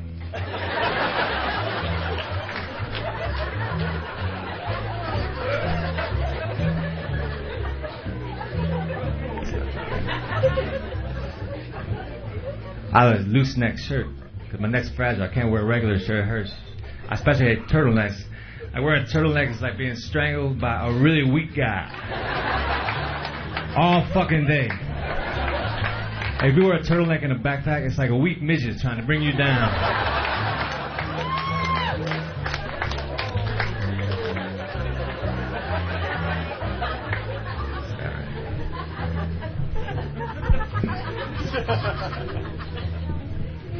See here, man. I have two sisters, and one of them's named Wendy. If you ask Wendy if I was weird, she'd probably say yeah. But that's fucked up, because she's weird. Because she has a husband and two children, and they have a family photo on top of their VCR where they're all looking slightly to the left, as though something's going on over there. The camera is right in front of you, but I guess something happened to the left that made everybody happy.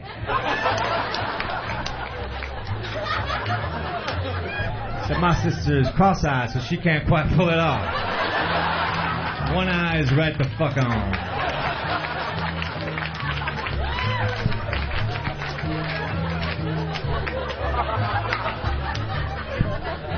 You know they advertise a casino on a billboard, they always show a picture of a guy winning money?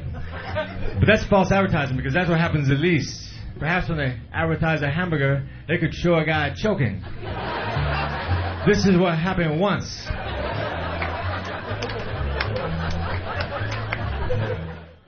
For 7 cents a day, you can get Opie and Anthony. Or feed this little kid with the flies on his face. But you want to laugh, don't you? You don't want to be depressed watching starving children. So turn them off and turn on Opie and Anthony. And we'll send you a photo of the child you're helping in the outfit of your choice. The Opie and Anthony Show. The virus is out. I repeat, the virus is out. Opie and Anthony. The virus is spreading. The Opie and Anthony Show. XM202. The Opie and Anthony Show. XM202.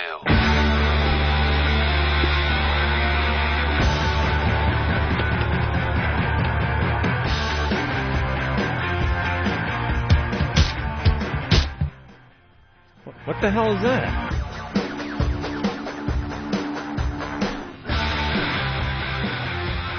You guys want to talk to Wheelchair Fred real fast?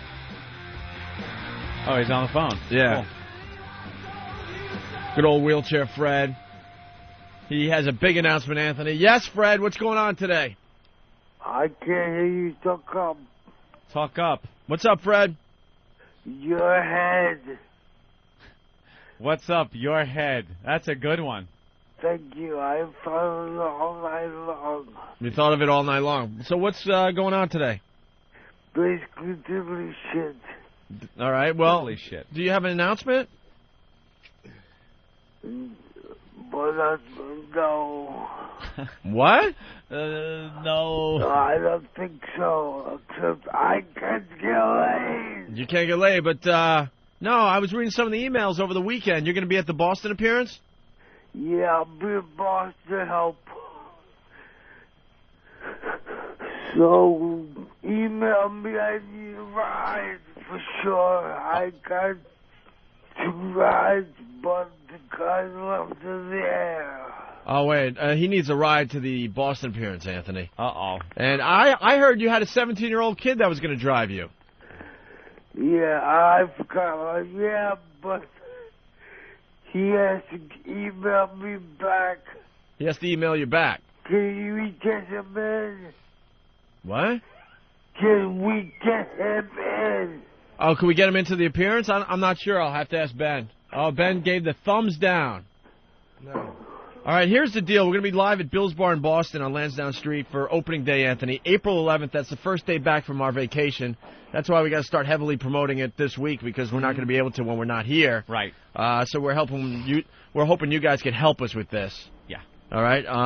And the show time for this particular show is going to be 10 a.m. to 2 p.m. on the East Coast because we want to get people as they're going into Fenway, you know? Of course. And Wheelchair Fred wants to go, but he does not have a ride. I think that's what we're talking about, right, Fred? That's it, you got it. All right, well... You're so smart. Someone has to give him a ride. I'm not giving him a ride, because I think we're flying in or something. Come on, Hope, you can pick him up like the old days. Not like there you go. You're driving, right? Yeah, Hope, go you pick him up. passed right by his house. And then he hits me up. The wife's chair to look at. Fred also wants to know if we can, give him donations while he's at the appearance. Have people donate some money? Well, we could, well, why not? We'll get like a change thing. We'll get you a cup. Exactly. We'll get you like a big, bring a bucket. And we'll make an announcement on the stage for people to throw, change and stuff in there. Why not? Why not? The Wheelchair Fred you'll make charity. some cash. Here's a guy that needs... This goes back to our first discussion of the day. Here's a guy that really needs the help in his life. Yep. He's not in this coma. Yeah. He knows exactly what's going on. He knows his life is absolutely miserable and could really use the assist from some of these kooks out there that are trying to keep Terri Schiavo alive. Of course. Here's a guy that knows every day that his life stinks and there's nothing he can do about it. No one's going to hire the guy, and he can only make so much money from the government. Yep. His family has blown him off. He has a son that doesn't even want to spend time with him. Oh, don't bring that up. It's a touchy subject with Fred, but he's lost contact with his son. Why doesn't your son talk to you, Fred? About a month ago, I was no. Wow. What? He took his birthday. Did you talk to him? I called, but he was home. Oh, he wasn't home. Yeah. But he's 20 now. I have to give him a break. He's 20 now. I understand. He's only worried about himself. Well, he's only worried about himself, so he didn't call you back, huh?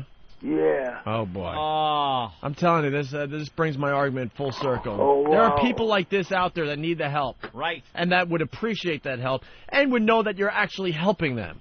Yeah. But let's waste all the time on the Terri Schiavo case.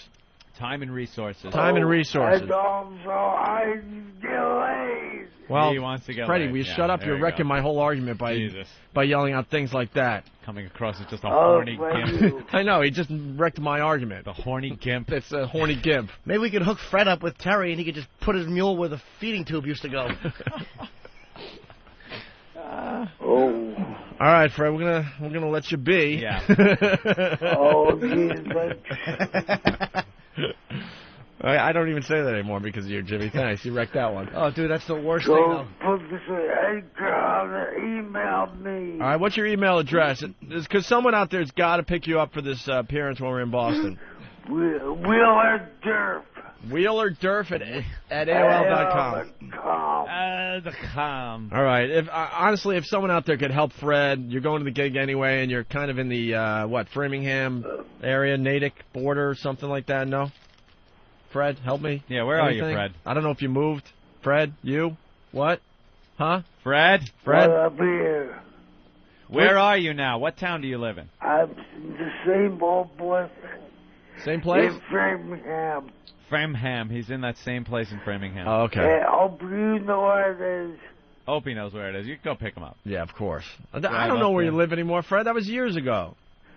Well, you stupid, that was and then years ago. Dude, then I would drop him off, and then he would hit me up for money on his front stoop. Oh. All right, you live in the same apartment. All right. I guess we just look for the deli where you pick up guys to have bang you. Yeah. And then it's only It's just a mere few hundred yards from there, right? If you pick him up, you could go see the dildo in the toolbox at the bathtub. Take pictures. I'm going to stick to dildos for a while. All right, he's going to stick to dildos for a while. Yeah. All right, Fred, we'll see you in Boston when we broadcast live April 11th from 10 a.m. to 2 p.m. East Coast time at Bill's Bar in Boston on Lansdowne Street. We can be able to get... Bill's Bar. All right, thanks, Fred. I'll catch you later, ciao. Catch you later, ciao. All right, yes, Jimmy. I have to announce this because I almost before we go on vacation. My Boston dates have changed from April 8, 9 because I'll be in L.A. shooting Louis C.K. pilot. So April 29, 30 is when I will be out there performing at the Comedy Connection. That has changed, so your tickets will obviously be honored because there was a lot of tickets sold. So I apologize for the inconvenience. And are we gonna be able to get tickets for the game? Man, I want to go see the game. I think so. Yeah. Oh, really? It's starting to shape up to be a pretty big party. Cool. I mean, there a lot of people are already calling Bill's Bar about our appearance. It's going to be nuts. Oh, nice. It's going to be nuts. And I think we're going to stay up there an extra day and do something Tuesday morning. Cool. A little like, post-game hangover type show. All right. Giving out coffee and bagels. And I think, that might even turn into an all-ages show. I'm not sure yet. Okay. Ben's working on the details. Yeah, get some of the young boys up there. So we'll be up there for 2 days, seeing some old faces, some new faces, and hopefully the mayor and his gang will leave us alone. Why would they bother you? Huh? Why would they bother you? You're not doing anything wrong. Kind of he holds a grudge. A little bit of a grudge. A little bit. Mayor. Boston mayor. A little bit. Little bit. Remember we said he was dead? Right. Go ahead, Anthony. What happened? Did you guys get in trouble for that? Mm-hmm. Yeah, a little bit. Mm-hmm. Steve G. from Bethpage. Anthony, you kiss the ass of all these mediocre comics who come in, yet the best thing you could say to a true talent like Rob Halford is okay, shit dick, and not even loud enough to hear him, for him to hear. Real clever. Well, that was out of character for you, Anthony. I must admit. I noticed that you were... Believe me, it was loud enough if the phones worked, first of all, sir. And it's actually funnier that he couldn't really hear it, because it's not funny if a legend like that calls in and you just insult him for no reason. That was the funny part, is that it's kind of like an inside thing for the people. He knew he wouldn't. You know what I mean? That's what's funny about it. This guy's upset because I said, I had nothing to say to Rob Halford, and obviously he's from Long Island, a big Halford fan. He's probably got his mullet, his leather jacket with, Judas Priest written on the back, and I really stepped on his religion here, so I could understand why he's pissed off. Yeah. Well, did he mention that little Jimmy Norton really thought quick on his feet? Because no one knew he was calling in? Yeah, how about that, Steve? Yeah, fella. Q99 Radio? Q99 Radio? The letter Q99 Radio at AOL.com? Is that his email address? I don't know. Don't destroy the kid just because he had an opinion, Anthony. Fuck him! You're not the one that is known for making sure the guest hears the awfulness. He has to add in, I kiss ass of all the mediocre comics that come in. He's bashing the whole show right there. He's saying we have mediocre comics come in. Dude, have you seen the list of comics that have come in? I listened to that goddamn Patrice playback replay with the combo and the glass dildos. It was hysterical. Mediocre comic. Shut up! I heard Billy Burr was very, very funny on Friday as well. Billy Burr was great to have in here. He's hysterical. We really enjoyed our time with Bill Burr when he was here Friday. I'm sorry, your shit dick hero didn't hear me.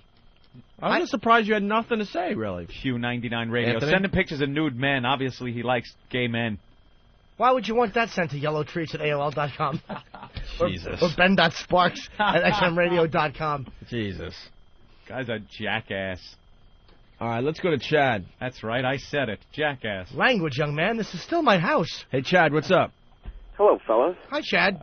I just wanted to say thank you to Meaty Tits for the plug, by the way. No problem, man. You guys really helped me out. I appreciate it. Wait, you're one of the guys from that show?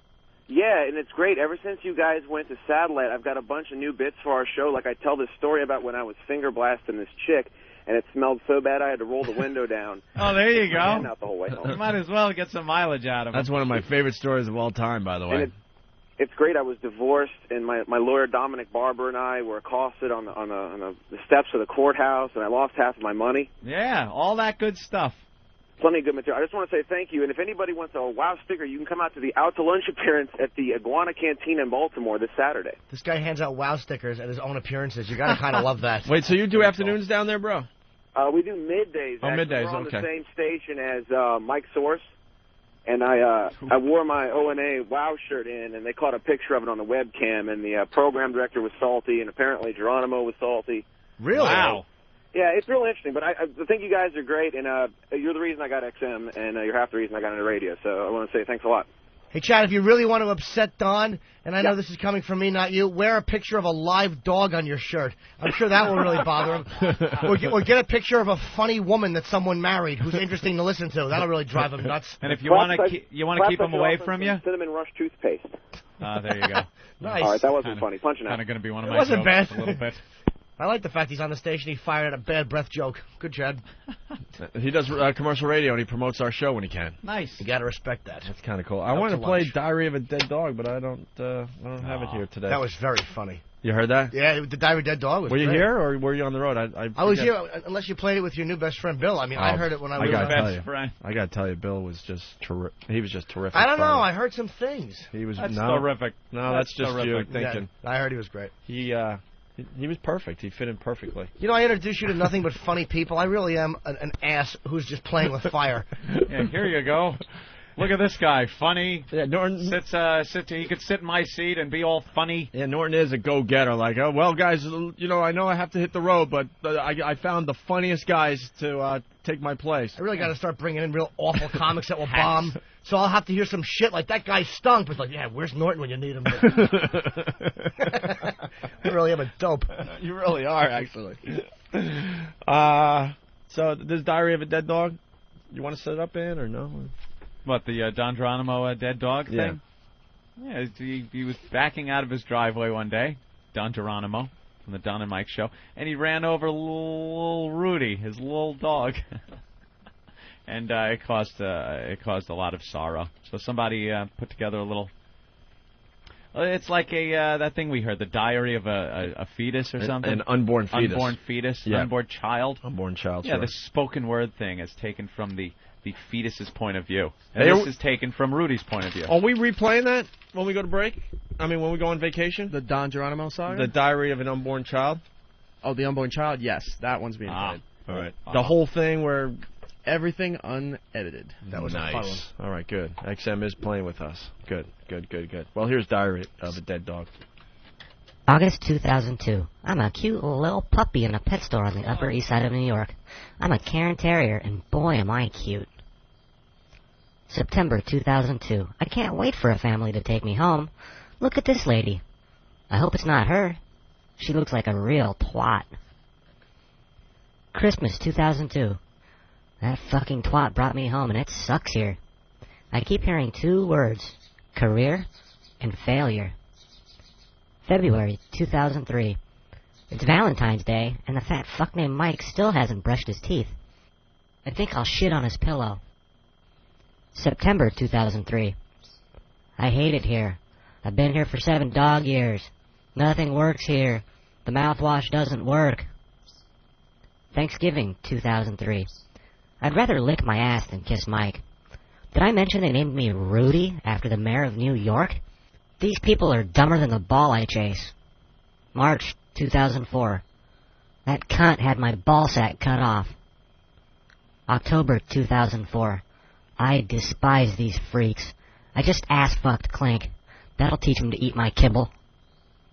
February 2005. I'm running away.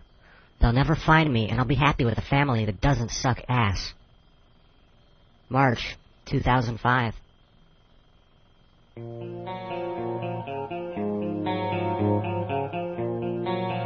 You killed me. You ran me over because you were late for work. You'll burn in hell. I trusted you, you fat fuck.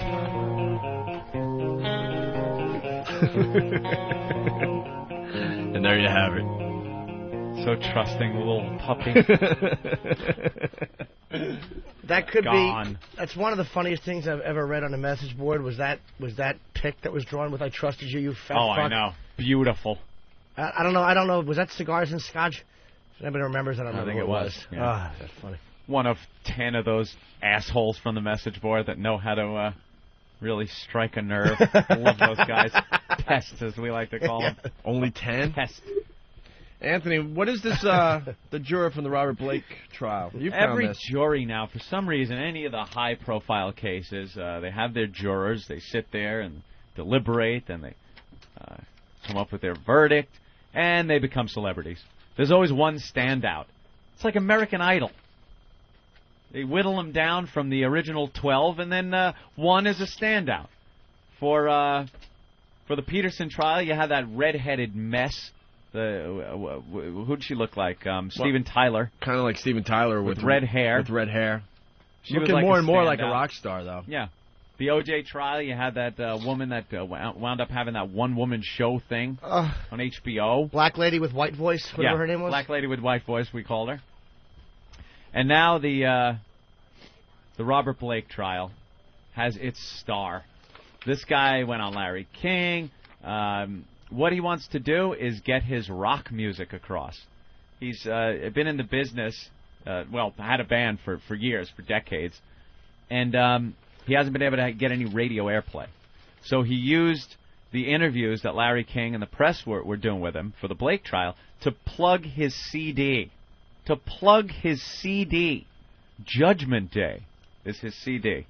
And I guess the judge told him he can't make any money off of this, because the juror can't make any money off of being a juror for a trial. And all the songs are about the case, right? It seems like that. One is called Blakeview or something. Blakeview, Celebrity, Judgment Day, Nurse Nancy. So he's really exploiting this whole thing, and the judge told him you can't sell it. So he wound up having to just put it online and have people download it for free. What a tool. So we downloaded some of the songs, and I haven't heard them. This is going to be a first for all of us. We'll sit back and see if this guy is as talented as the Remembering Lacey. Well, why don't we take a listen to Blakeview? All right.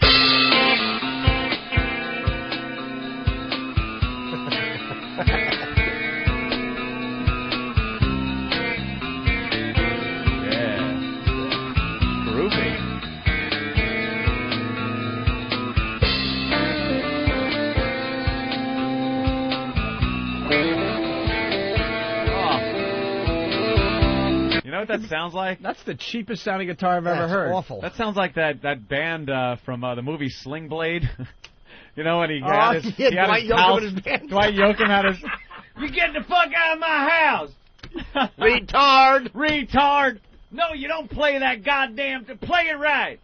Oh, when he invited his buddies over to play, he is probably one of the best scumbag characters ever in a movie. I know. I have my criticisms of that, though. I didn't think he deserved to die in that movie. They didn't make him bad. Really? No, they didn't make him bad enough to die. He was a scumbag. He was a douche, and he hit the girl once, and then he came back and apologized. He was but you could tell that was just going to go on and on and on. And God knows what kind of a lunatic he was going to turn that poor kid into. Probably right, but they should have showed him hitting the kid, or he was just a boob more That might than have been anything. pandering a little more. I kind of like the fact that this go-getter saw this guy being a little much to the family and put a blade through his head. I aim to kill you with it. Razor blade. I love that. Gave him a good lawnmower blade to the face.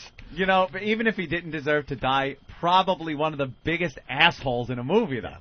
Just a loudmouth dope. When his friends come by, the guy in the wheelchair, and they're all playing, and it's just that awful song that went over and over. And he throws him out at the end again. Yeah, again. Get out of my house. Get the fuck out of my house! And they invite the shit dick to go with them to pick up some beer, and it's wonderful. That is a great movie. It's one of the best acting performances ever, I think, with Billy Bob in that. And this song, by the way, is perfect for the Blake trial, because listening to it makes you wish that you were Bonnie Lee Blakely and taking a bullet in your head. This is horrendous. Well, we haven't even heard the vocals yet. I know, I'm waiting for those to kick in. Let's get the vocals I'm sure they're good.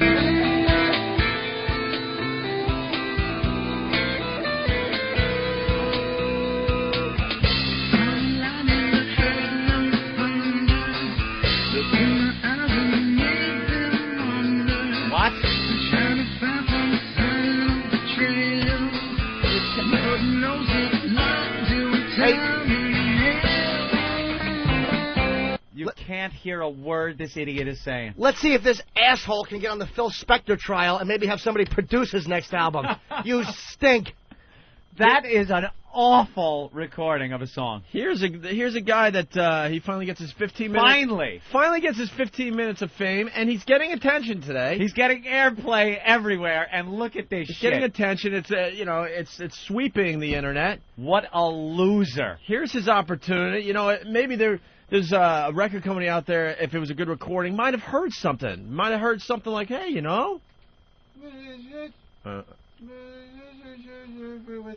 Hello? My bullhorn's broken. My bullhorn's broken. Sweetie! What happened? Hawk, fix that bullhorn for Aunt right now. Batteries, stat! All I heard was Urko. Fix that bullhorn for Aunt. I was going to sing just like him. Like this?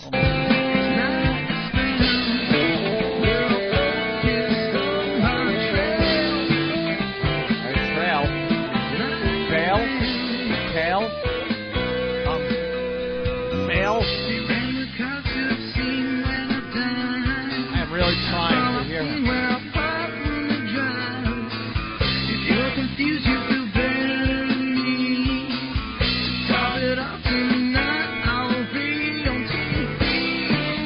Wow. Yeah. Wow. 3 whole chords. The whole song. It's nice.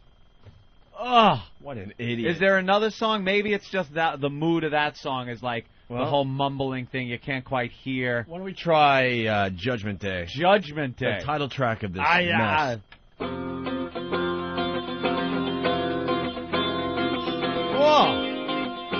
Not tuning that thing.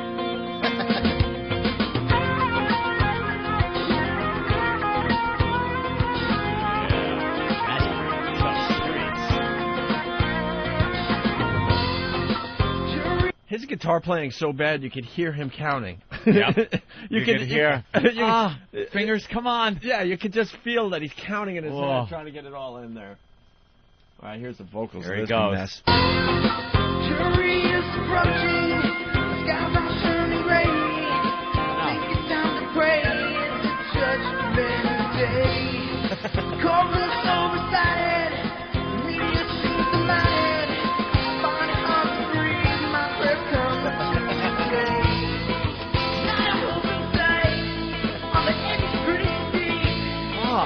This guy just blew it. He stinks so bad that the vocals are so far in the back, and there's so much like chorus on it, you can't understand a word he's saying. And not even in a good Nirvana way.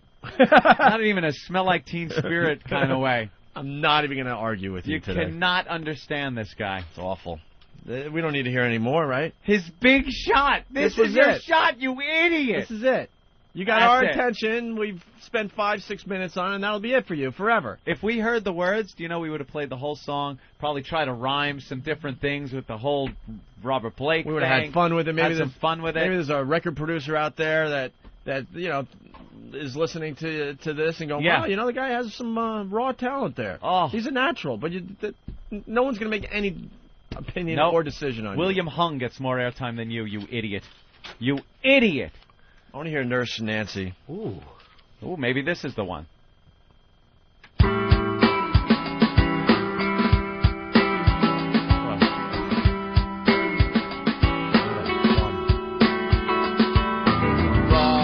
Halford, shitting. She'll stake her claim for a prize. She'll take your empathy for her part in the kidnapping.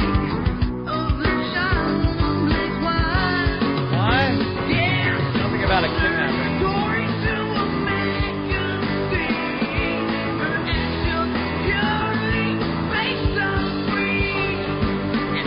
Speaking of Nirvana, yeah, he sounds really like trying to do a Kurt thing there, wasn't he? Kurt action there. I got another suggestion for him. Yeah? Yeah. Well, in the Blow your Nirvana fucking vein. brains out. Yeah. There you go. What's his name, Ope? That's called a missed opportunity. Yeah. His name is Who Cares? I'd love to get him on the phone. Why? To ask him why he didn't mix that right and where they could get it, and as soon as he goes to tell us where to get it, we hang up on him. Click.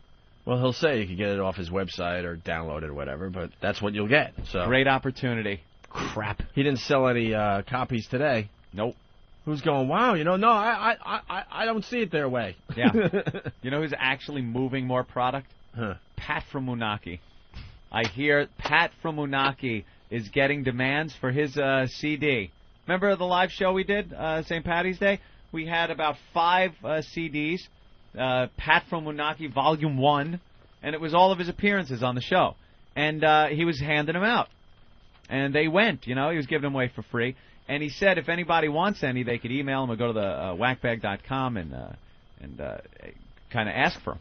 And he's been inundated with just huge requests for these. He's printing up, I believe, another 100. Another 100 CDs. Ooh. But he's moving product better than this guy. The CD's awful, though. We kind of tracked through it a little bit, didn't we? Awful. I think FedEx, got it on his website, oavirus.com, for your downloading pleasure. Can I tell this Robert Blake juror, you're going to sell as many copies as the Terri Schiavo Christmas CD. Look, listen to when she drools Silent Night. Oh, man. Yeah, the guy, let's go to Paul in Georgia. Paul, go ahead. Hello, Paul. Paul? I can't hardly hear you. All right. I just wanted to know where this guy got his percussion from, a Casio keyboard or something he bought at Kmart? Yeah, nice. The whole mix was really great. It's the cheapest guitar sound I've ever heard in my life. Yeah, punching out. All right. I can't hear you. And he was the winner of the talent contest between the jurors, I guess. What, they had what? It's just what it seems like every time. Okay, there's always a little vying for who's going to be the head muckety-muck. Yeah, the head muckety-muck, the guy that gets the most press after these things. Yeah. And he was it. He had the opportunity. Speaking of the CD, Anthony, Pat from Moonachie is on the line. Pat? Hey, guys. How's it going this morning? Hey, guys. What's going on, Pat? Not much. Moving my CD. Oh, yeah? How's it going? Oh, wonderful. Actually, I cut things off, and now it's up on A Virus. Oh, wow. You're not sending them out anymore? Yeah, limited edition. oavirus.com. Yeah. Are you signing them, Pat? Oh, the ones I'm sending out, they're all getting signed. Wow. How many have you sent out? Well, I took in all the orders, and I'm going to get them all production this week, and then I'm going to send them out, and I'm going to sign them all. How many people want the CD? 10, 12, what? No, it's almost 100 now. Almost 100 people want this disc. You should have put them up on eBay or something. You can make some money. Yeah, well, that I delivery. didn't want to screw around. It's technically XM content. Well, actually, it's XM content. Who cares? Get a hold of yourself. For it. Pat, have you seen what they're selling on eBay? No. Oh, like keychains and stuff, yeah. No, they're XM. They're selling the show on eBay. Bootlegging the show. They're bootlegging the show. It's been up there forever. Just punch Opie and Anthony. I'm a fan of the show, and I don't want to punch Opie and Anthony into eBay and check out what they got for sale. Hey, Pat, did you get that girl's phone number? No. I think she took the My Fine Rand. You should have asked for a number. Like 69? Horrible. No, because that was like your only opportunity to make out with a chick, and I figured maybe you'd say, hey, why don't we, go out or something. Could have at least asked. She might have said yes. Yeah, that's true. You were grabbing her tit, her ass, and kissing her. What better opportunity are you going to get to ask a girl if you want to go out again? Yeah, I should have asked her name, too. Do you know what her name was? No. He doesn't even know her name. That's awesome. Good. Well, have you mulled that whole scene over in your head and thought about how nice it was kissing a girl and grabbing ass and tit? Oh, yeah, it was much better than a year ago. Whoa. Oh, that was him getting his toe cut off him. Yeah. Of course. And no prospects in the future, huh? For women? Nothing on the horizon. Great. Poor bastard. All right. He's kind of a celebrity. Yeah. And you got to make that work for you, Pat. Yeah. Yeah, I got to... Yeah. Well, okay. Your 15 minutes is just about up, Pat. Tick, tock. Yeah, I know. Anthony made a little clock with my toes on it. Yeah, I did. What? I photoshopped a little clock with a toe on it. In 15 minutes, it was almost there. A little toe clock. All right, Pat. You have nothing. All righty. You have nothing today. I had something, but I forgot it. There you go. Pat. All right, Pat from Moonachie, everyone. Thank you. All right. Bye. You know what I want to sell on eBay, by the way, when I move? I got to sell my TV and my couch. I'm going to try it on eBay. Wow, really? How else do you sell stuff like that? I got a great TV, but I just don't. My new apartment, it doesn't. You got to promote that it has your actual DNA on it. The couch? Have you had sex on the couch? No. It's a black leather couch. It's no. I hardly ever use my living room for anything. Sponges right off. No. I've actually done nothing dirty on my couch or my chaise lounge. Anthony, really? Here it is. eBay. You throw our names in. Opie and Anthony Best of. I guess volumes 52 to 66. It's a 15 CD set. Jesus. It's then there's another one, Opie and Anthony Best of, volumes 31 to 40. That's 10 CDs. Yeah, I'm seeing volumes 22 through 30, volumes 67 through 80. Opie and Anthony CDs, 87 CDs of best of material. 800 plus minutes, 13 CDs. Opie and Anthony XM satellite radio cup. A cup. Some guy's trying to sell the cup for $26. An Opie and Anthony autographed T-shirt from St. Patty's Day, going for $20.50 so far. A Royal Flush CD from WAAF. That's a rarity. $4.50. One of my brother's autographed Opie and Anthony Cringe Radio Wow shirts. Nice. God, just email him. I'll sign whatever for you. Yeah. Let's see. Wow, that's a lot of. And Opie and Anthony Sex for Sam, 2 and 3. We only did 1 and 2, right?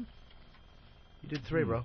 We did do 3. Remember 3? I don't want to remember 3. Jesus. I thought we only did. All right, yeah, we did 3. All right, so they got Sex for Sam the second time we did it, and the third time, which was the bad one. Yep. And then our 9/11 broadcast. Oh. Which I've never listened to again, by the way. That's one of the only things I've refused to listen to. Yeah, I don't want to hear that. I don't like looking at the pictures. I don't like watching the videos. It's depressing. I know we did really good radio, but I just don't want to listen to that again, ever. Nah. What's this Toby thing, Eric? eBay. This guy online, when you're talking about eBay, he wants to raise $50,000, or he's going to kill and eat his pet rabbit that he's had for a few years. Right. Is this legit, though? People are really sending in money? Set up through PayPal and everything. Come on. This is illegal. You don't think this is real? It's illegal. Well, people do stuff like this before... Eric might have been had. No, they take it down before... It says, Toby is the cutest little bunny on the planet. Unfortunately, he will die on June 30th, 2005 if you don't help. I rescued him several months ago. I found him under my porch. Oh, that's the best part of this whole bit. I found him under my porch soaking wet, injured from what appeared to be an attack from an alley cat. No, that was no alley cat. That was little Jimmy Norton. The monster rain was coming. I took him in thinking he had no chance to live from his injuries, but miraculously he recovered. I have since spent several months nursing him to health. Toby is a fighter, that's for sure. Unfortunately, on June 30th, 2005, Toby will die. I'm going to eat him. I am going to take Toby to a butcher to have him slaughter this cute bunny. I will then prepare Toby for a midsummer feast. I have several recipes under consideration, which can be seen with some pretty graphic images under the recipe section, Anthony, of his website. I don't want to eat Toby. He is my friend, and he has always been the most loving, adorable pet. However, God is my witness. I will devour this little guy unless I receive $50,000 into my account from donations or purchase of merchandise. You can help this poor, helpless bunny's cause by making donations through my verified PayPal account by clicking on any of the donate buttons on the site, or by purchasing merchandise at the, should we just get up? SaveToby.com online store. Fake. Here's the current status of donations for Toby as of March 20th, 2005. Thanks to everyone who has contributed. It's up to $19,762. No way. This guy, $50,000. He actually would have had a shot with this if he would have just said $1,000. Yeah. Because you would have had enough people donate $10 or $20. But what a dope! $50,000. They're gonna shut you down. Stupid. Said he has 19,000 though. Ain't no way. No way. You don't think? No. PayPal received so many letters from the PETA and the ASPCA that they stopped donations to his account after he reached 20,000. There really has to be some kind of law. Yeah. About charging. You know, he could eat the rabbit. He could even show it on the web if he wants. But the second you start putting out a ransom like that, it becomes illegal. But it's a bunny. You know, it doesn't matter. You're extorting money from people to keep them from seeing or hearing about or acknowledging the horror. Right. So it's illegal. I'm sure they'll get his name out there, and he'll get enough death threats from animal rights maniacs. All right, as he should. Let's go to Mark real fast. Mark, what's up? Hey, boys, how's it going? Good. Hey, man. What's up, sweet tits? Hi, Mark. Guys, we tried to make a donation on that site, and it stops you. You can buy the merchandise, but you can't make a donation. Why did you want to make a donation? I thought it was a good idea. No way. There's not one of our listeners out there that think this is a good idea. No, listen, we just wanted to see if it was legit. Right. But it won't let you make a direct donation. You have to buy merchandise. All right. All right, thank you, bro. Punch it out. Save Toby. Let's see, Snopes.com, my favorite site, which is it dispels all urban myth. Claim. Fellow threatens to eat his pet rabbit unless $50,000 is donated through his website. Status. False. Origins. At the beginning of February 2005, we began receiving emails from puzzled readers about SaveToby.com, the site alleging to be run by a fellow intent upon killing and eating his pet rabbit unless his demands for $50,000 were met. Bunny lovers everywhere can once again breathe easily. SaveToby.com is a hoax, although the site now lacks a disclaimer. A visitor to it on February 9th spotted one that said, "Note, this is a joke. Please only donate to buy gear or help support SaveToby.com." Even without such explicit clarification, certain things about the site should make the buffoonery clear. The premise of the threat gives away the jest. Send money or I'll kill the rabbit. Society regards rabbits as one of the most disposable pets. Really? I guess he gets into something there. The balance figure, which purports to showcase the amount already extorted, is a fixed graphic, not a counter. It's periodically edited to increase the number displayed. Yeah, it's a little thin, too. They're saying it's fake. At the end of the save page, it says it's a joke. Yeah, so it's fake. Don't worry about it. We should set up one of these sites. It's true. Really? Yeah, and then have some kind of thing where it promotes the radio show. Get the whole country involved in this People thing. are such sheep. This reminds me of a certain case that's going on right now in the thing. You know, where save Terri. Save Terri. Let me keep my money or I'll pull the feeding tube. That's right. There you go. Let Toby nibble at her innards. Got another big celebrity calling in today, Anthony. Oh. Chris Jericho. Hello. How are you, Mr. Jericho? That's what we should do. You should say, if you don't send $50,000 to Opie and Anthony, that you'll kill and eat Chris Jericho. There'll be no eating of you, sir. Yeah, that's like creepy on so many levels. We could make a couple bucks. Do we have to call you Fozzy through this whole interview again? No, it was Mule Juice McQueen. Oh, yeah, that's right. That was like 5 years ago. That was a long time ago. All right, I forgot. That was a long time. That's when we first started the band. We were doing the alter ego thing. Right. Remember, it was myself and Dice Clay. Yeah, Dice. I remember Dice that. didn't understand what was going on. It was pretty funny to watch his reaction. It was pretty cool. Because back then, Anthony and I were really following wrestling. We're like, no, man, it's Chris Jericho. We want to get into this a little bit. And he wouldn't fess up to being Chris Jericho. You wouldn't acknowledge it. It's so annoying. It was really annoying. So, I mean, if that's what you were accomplishing that day, you did. You accomplished it. Well, that's my mission, to be annoying. But you know what? I got to tell you something. So you did start this band, Fozzy, as a goof, sort of, right? Well, we started out playing cover songs, and we got a record deal from playing cover songs. And so, I mean, the world has enough cover bands as it is, so we kind of came up with that whole story just to make it something a little bit different. So that's kind of how the band started out originally, 6 years ago when we first started. And then what? You started actually playing together and getting tight and writing your own songs? Yeah, exactly. We realized that we actually had some good chemistry as a band, and we had chemistry as songwriters. So I guess about 3 years ago we started to, just do our own thing and play our own stuff. And, I mean, that's kind of where we've gone. Like, the band kind of evolved into being an actual, quote-unquote band. How often you guys play? You touring out, or what are you doing with the band? Yeah, we play as much as we can. We play quite a few shows in the States, actually, after WWE shows. But we've done a lot of stuff in Europe, actually. We just did a tour of England in February. We're going back there in May. And we're doing a tour of Germany in April. And we're doing some shows with Motorhead in the States coming up next week. So things are going good with the band as far as, live shows go. They just released our third record called All That Remains, which is doing really good. I mean, it's getting airplay in, 70 stations across the Yeah. states, and the videos on MTV. So it's a good time for the band right now. Really fast. I mean, they're just starved for entertainment overseas. It seems like, and I'm not. This is not I'm not trashing it. Trust me, because I'm about to give you a great plug. I think the new song is unbelievable.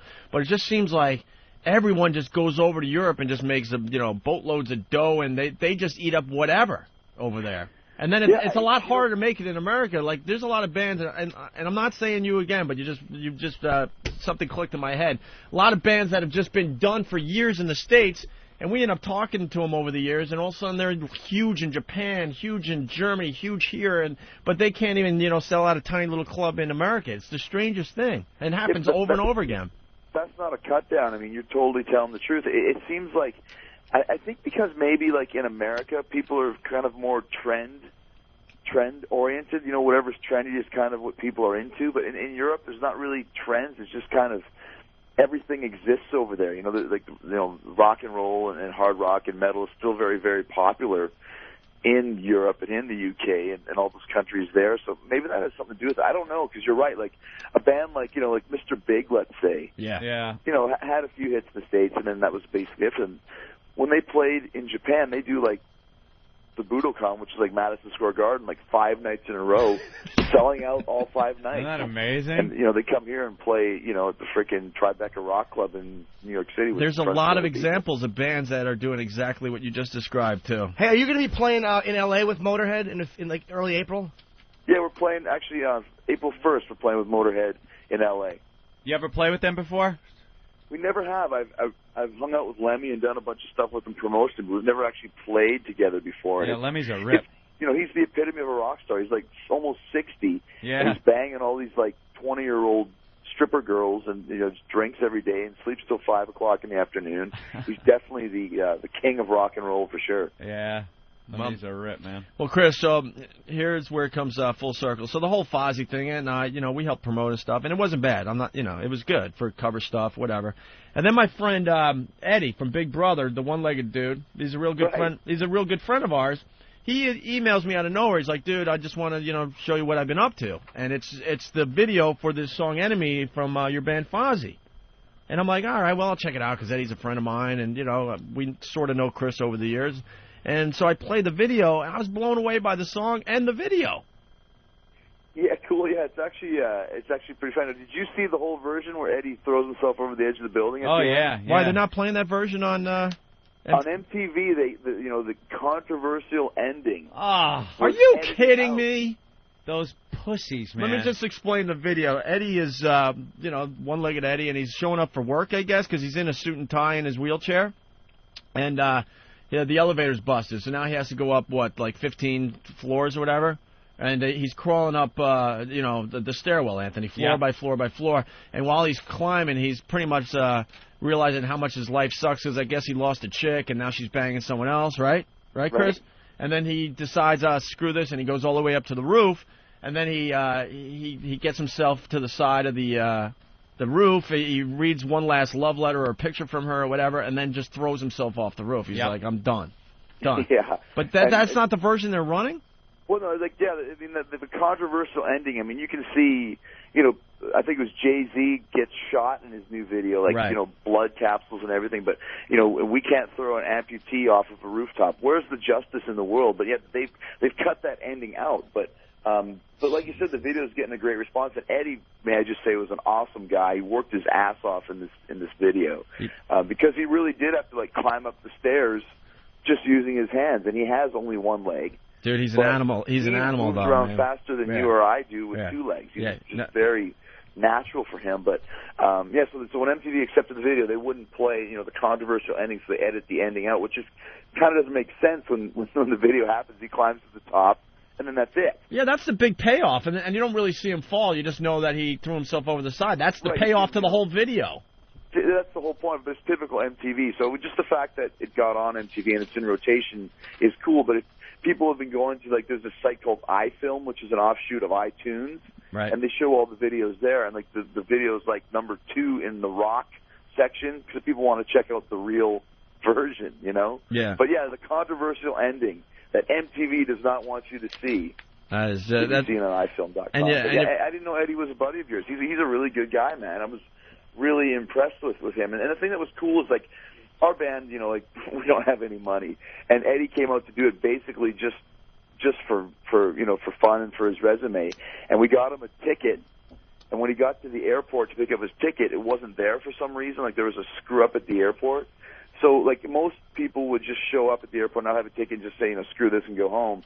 But Eddie actually, like, called and stayed at the airport for, like, 2 or 3 hours to make sure that he got the ticket to come to the shoot. Like, just a total professional all across the board. He was a great guy. Yeah, I met him through the radio show, and he's just a good friend of mine to this day. Really, really just a solid dude, so. Yeah, very genuine, man. He was a pleasure to work with and a pleasure to meet him. So he was the star of the Fozzy video for Enemy. No, but yeah, I mean, congratulations, because I really, really like the song a lot. I appreciate that, man. Thank you. That's the song that's actually said it's getting airplay all across the states on like 70 different stations. But I mean, you guys know how the radio business works. To get played like on K-Rock in New York or KLS in LA, you got to pay big bucks. So we're not getting played on those stations. We're like the #1 song like in Charlottesville, Virginia, and Peoria, Illinois, and stuff like that. Dude, so you start out on the smaller stations and work your way up, kind of thing. Hang with us. This satellite radio thing is where it's all going, my brother. Well, there you go. And see, I don't know if you guys know this as well, but I'm a satellite radio brother with you guys. Really? I, too, have my own show on the Boneyard, XM41, on Sunday nights at 8 p.m. Eastern, called The Rock of Jericho. I didn't know that. I'll call in the show. Yeah, that's the thing. I taped the show there you go. on a DAC Nice and easy. in my hotel room and just send them the show, and then they edit in the songs later on. But you guys are right. I mean, it's so cool to be involved with XM Radio at this point because, and I think in about 3 or 4 years, everybody's going to have an XM radio in their car. Right. I mean, don't you agree? I mean, no, FM radio, as we know it now, is almost going to become obsolete. Yeah, no, we got in nice and early. I mean, in another year or two, it's going to blow everything away. So, hey, and I mean, you can do whatever the hell you want. You can swear, you can, do anything, and you don't have to worry about sponsors and censors, and I mean, it's definitely the way to go. Hey, Chris, what's going on with wrestling in general? We have WrestleMania coming up in just under 2 weeks. That's going to be out in L.A. That's April 3rd. I'm trying to get back into it. There was a time when Ant and I were at WNEW. We knew all the storylines, sometimes better than some of the guys. I mean, we were really obsessed with the whole thing. And I don't know. I mean, you guys are still doing well, but it just doesn't seem like you're doing as well as 5-6 years ago. Well, let me ask you guys a question. Being ex-avid wrestling fans, what was the reason that you got out of wrestling? I liked when Vince just didn't give a shit, man, and all these groups came forward, and he was like, well, screw you, I'm still going to be politically incorrect and things like that. It just seems to me that he started listening to a lot of the advertisers and a lot of these special interest groups just a little too much, because some of the stuff you guys got away with was just crazy. It was crazy, yeah, at the time, I think a lot of it had to do with the whole Janet Jackson thing, Boobgate or whatever they called it last year at the Super Bowl, because after that, the FCC was cracking down huge, and Vince, he kind of played their game and didn't want to take the heat for it. So we did really get toned down, and we were toning down anyways, but after the Super Bowl last year, kind of lost, we weren't even allowed to say, like hell or ass in the first hour of the show, and that's how cookie cutter we got for a while. Yeah, see, that's what I noticed all those changes. They were kind of started subtly at first, but I don't know. Man, the old days where, I don't know, you're beating the crap out of the old wrestler there, and she's making out, and she was pregnant and having... Yeah, she was pregnant with a hand. Yeah, she was having about that one. She was having whose love child? I forgot the storyline at the Mark time. Mark Henry, the big black. Oh, yeah. I love the ridiculous storylines. They were great. They just kept you really into what was going on. Yeah, wrestling goes after the whole, like I said, after Boobgate, impregnating 80-year-old ladies and having them give birth to hands just wasn't apropos to the censors anymore. It goes in phases too. It goes in waves. Wrestling, the popularity. It goes up and down a little bit, but yeah, it always seems to come back. And I'm sure Vince will figure something out. Yeah, it's not like you guys are hurting that bad. I just noticed a drop off as far as my viewing habits go. That's all. Well, that happened. I mean, yeah, it definitely was very, very popular, kind of, late 99 or late 90s, early 2000. Then we kind of suffered a little bit of a dip, and it's kind of coming back up right now. It always does around WrestleMania time, like I said. The people come back, check it out, because there's always a buzz about WrestleMania. It's like the Super Bowl of wrestling, and So hopefully we can continue on along that way. Because like you said, even though business is down, it's still huge business. Oh, But yeah. Instead of playing in front of 8,000 people, we do in front of 5,000 or something along those lines. So, right. So what do you do? Like you said, it definitely comes in waves and cycles. It's always been that way since I started in 1990. So we just have to ride the wave out until something catches on with the general public to bring up the awareness all over again. And what are you doing for WrestleMania this year? I'm in a Money in the Bank ladder match for the number one contender for the WWE Championship. Okay. So it's a pretty, it's one of them crazy ass ladder matches where you go out there and just get the shit kicked out of you by this stupid steel ladder. So we'll have to see what happens. Some of those ladder matches are just unbelievable. All of them. I had a ladder match last year in September. I'm going to give you guys some inside information, probably too much information. I slipped and fell off the damn ladder, and I kind of landed on it ass first, where, for all intents and purposes, the ladder went up my ass pretty much. And, not exactly the best feeling. And 6 months later, it still hurts me to sit. So I had to go to the doctor last week, and he said I'm having problems with my coccyx bone. Have you guys ever heard of this? It's like the tailbone, right? The coccyx. That's the end of your spine, right? The end of the tailbone. It's this little frickin' bone at the very end, about half an inch long, called the coccyx. And I've broken my coccyx, ladies and gentlemen. Ooh. So it's like I have to take all these pills and all this stuff That for really a broken hurts. coccyx. Only in wrestling, because you suffer from a broken coccyx at the end of your tailbone, basically up your ass. Yeah, nice work. You broke your ass, basically. Hey, Yeah. Chris, have you seen the China X-Pac video? You know what, man? I have not watched it. I can't bring myself to see it. Even for like a car crash mentality, I just don't know who had a bigger penis. Was it China or was it X-Pac? Yeah, exactly, man. We were watching that one day in here, and wow, there's something going on down there. It's nice. Is it bad? Yes, it's bad. There's something going on down there. It's as big as your thumb. Oh man, it's like I've seen her on Surreal Life, and she's really fallen, man. And it's just I couldn't bring myself to look at that sex tape. I mean, there's certain things I don't want to see two wildebeests having sex either. It's just not something that really appeals to me. Well, the Surreal Life makes it look like China's a raging alcoholic, too. Yeah, and a raging lunatic as well. I know. And we've had her on the show many times, and it looks like to us that her personality has changed, and she's in a bad place these days. I don't know. Man, it's just the drugs, right? I mean, you see it happen all the time. I guess she just kind of lost herself. And it's actually a very sexy video. She was a really, really nice girl, and she was on top of the world, and people just fall like that. And I don't know, that happens in the wrestling game over and over again. I don't know why it's so susceptible in wrestling. I guess maybe in rock and roll music as well. But people never learn their lessons. People make some really bad moves, yeah. Yeah. Hey, absolutely. Is Hogan and Austin coming back for WrestleMania? Austin is coming back for WrestleMania for Piper's Pit, with Roddy Piper. Mm-hmm. Roddy. And then Hogan is coming back to get inducted into the WWE Hall of Fame. Oh, but I bet you but something. He's not wrestling on WrestleMania. Oh, yes, he will be, because something's going to happen. Something's going to happen. I'm thinking it's going to be. Something will happen where they end up coming back, especially Hogan.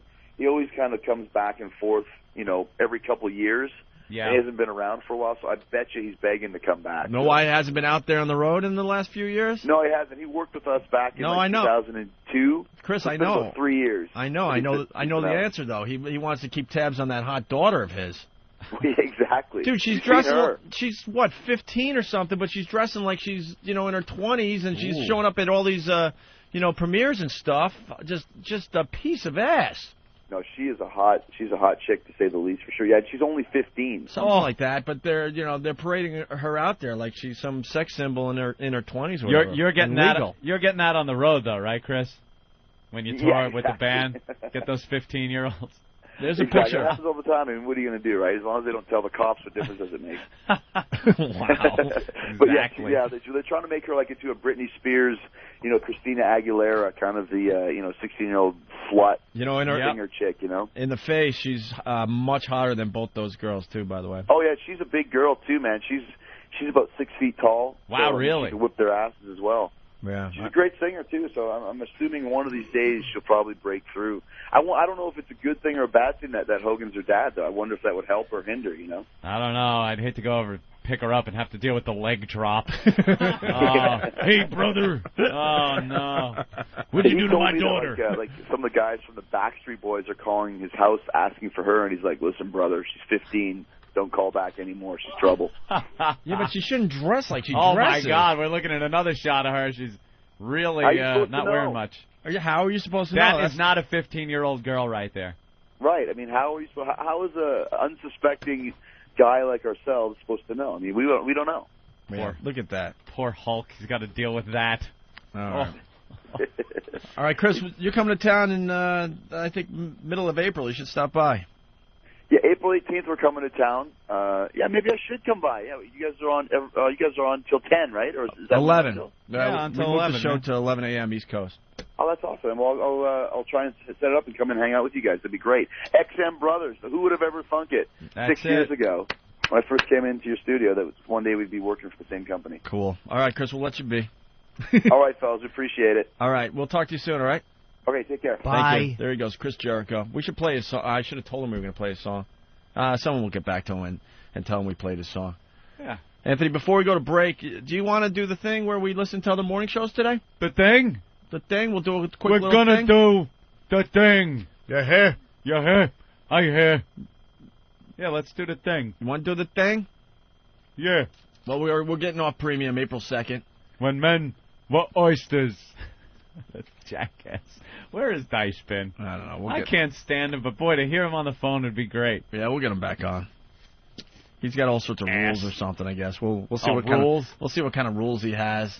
I don't care if he just says hello and we hang up. I just got to hear him. Hello? You hear? Shut up, jackass. Dutch clutch all day long. All day long. Dutch clutch all day long. What is that? You bet. You bet. All right. Bosco or you bet? Well, we are trying to get the band You back bet. together. So slowly but surely we're getting the band back together. Speaking of which, starting April 2nd, we're going to be off the premium, and after that, I think we're going to have to start expanding this channel a little bit. Oh? Going to have to bring some shows into the mix. Really? Some here, some there. Yeah, a little bit, little bit. A little more variety for the channel. Yeah. And this worked great about a week and a half ago. We had our listeners kind of, tune in their local morning shows to kind of let them audition, basically. Yeah, your wacky morning shows. It's in better a than city near you. See, because what happens in radio, if you're like in a small market or something and you want to get to a bigger place in radio, you put together a demo tape or a demo CD. Oh, and is it going to be just stuff that you pick out willy-nilly? Oh, no. Of course not. It's the best of the best that you could do. The cream of the crop. Even the faithful listeners of this program know that, there are days we just plain stink. There you go. But our demo tape would never stink. We have so many highlights. So this is a better way to really get a feel for what these shows do. When you can just, punch them in and on the spot see what they're up to. Pop in on them out of nowhere, like unexpected company. Right. That's us. Right. So we're going to, we should do this for a little while today. Yeah. Again. Maybe we'll find a future show for high voltage. There you go. So, but you got to help us out. The volume of the radio in your car has got to be just right. The cell phone has to be just right, too. Yeah. Don't hold it right next to the speaker. Turn the volume up to the right amount. You guys got to kind of think a little bit. Yeah, think. Try it out a little bit as we're in break to, make sure it seems right to you, okay? Yeah. Like if your windows are down, you might want to roll up the windows, That's a good one. Because this bit works nicely if you guys cooperate for us and help us out, okay? Exactly. Right. Anthony, as we go to break, why don't we play Chris Jericho's Enemy song from his band Fozzy? The video really is great, and it's just, it doesn't amaze me that MTV will get rid of that ending to that video. Yeah. Because like he said, Jay-Z, 99 Problems, but the bitch ain't one. Right. That video is just a disaster at the end. He's just getting blown away. Yeah. But they allowed that because why? Because it's a hip-hop song? Is MTV to blame, or is it they're afraid people are going to sue if their kids jump off a building? Yeah.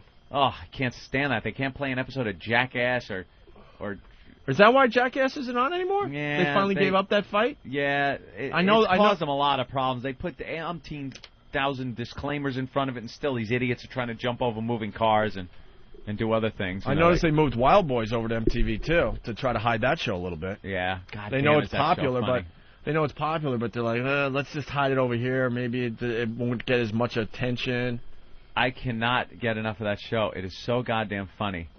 They just walk around like the two gayest individuals.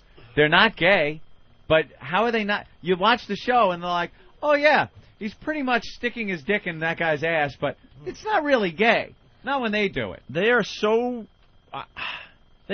straight, I think, and so secure at their sexuality that they can do the gayest thing and know it's not gay for some reason. It's You know what I mean? When you show, they'll do a close-up on Steve-O's face, and he'll start talking about what they're doing, and they slowly pull back, and you see the other guy is behind him, like almost ass-fucking him. It's hysterical. Comes out of nowhere. I find it very funny. All right, but anyway, so Wild Boys is now on MTV too. The box set just came out. It's pretty good. The extras are pretty good. Yeah. Some of the outtakes are all right. Yeah. So, all right, here's Fozzy, Enemy, as we go to break, and when we come back, we'll check out some morning shows from around the country. Okay? Rock.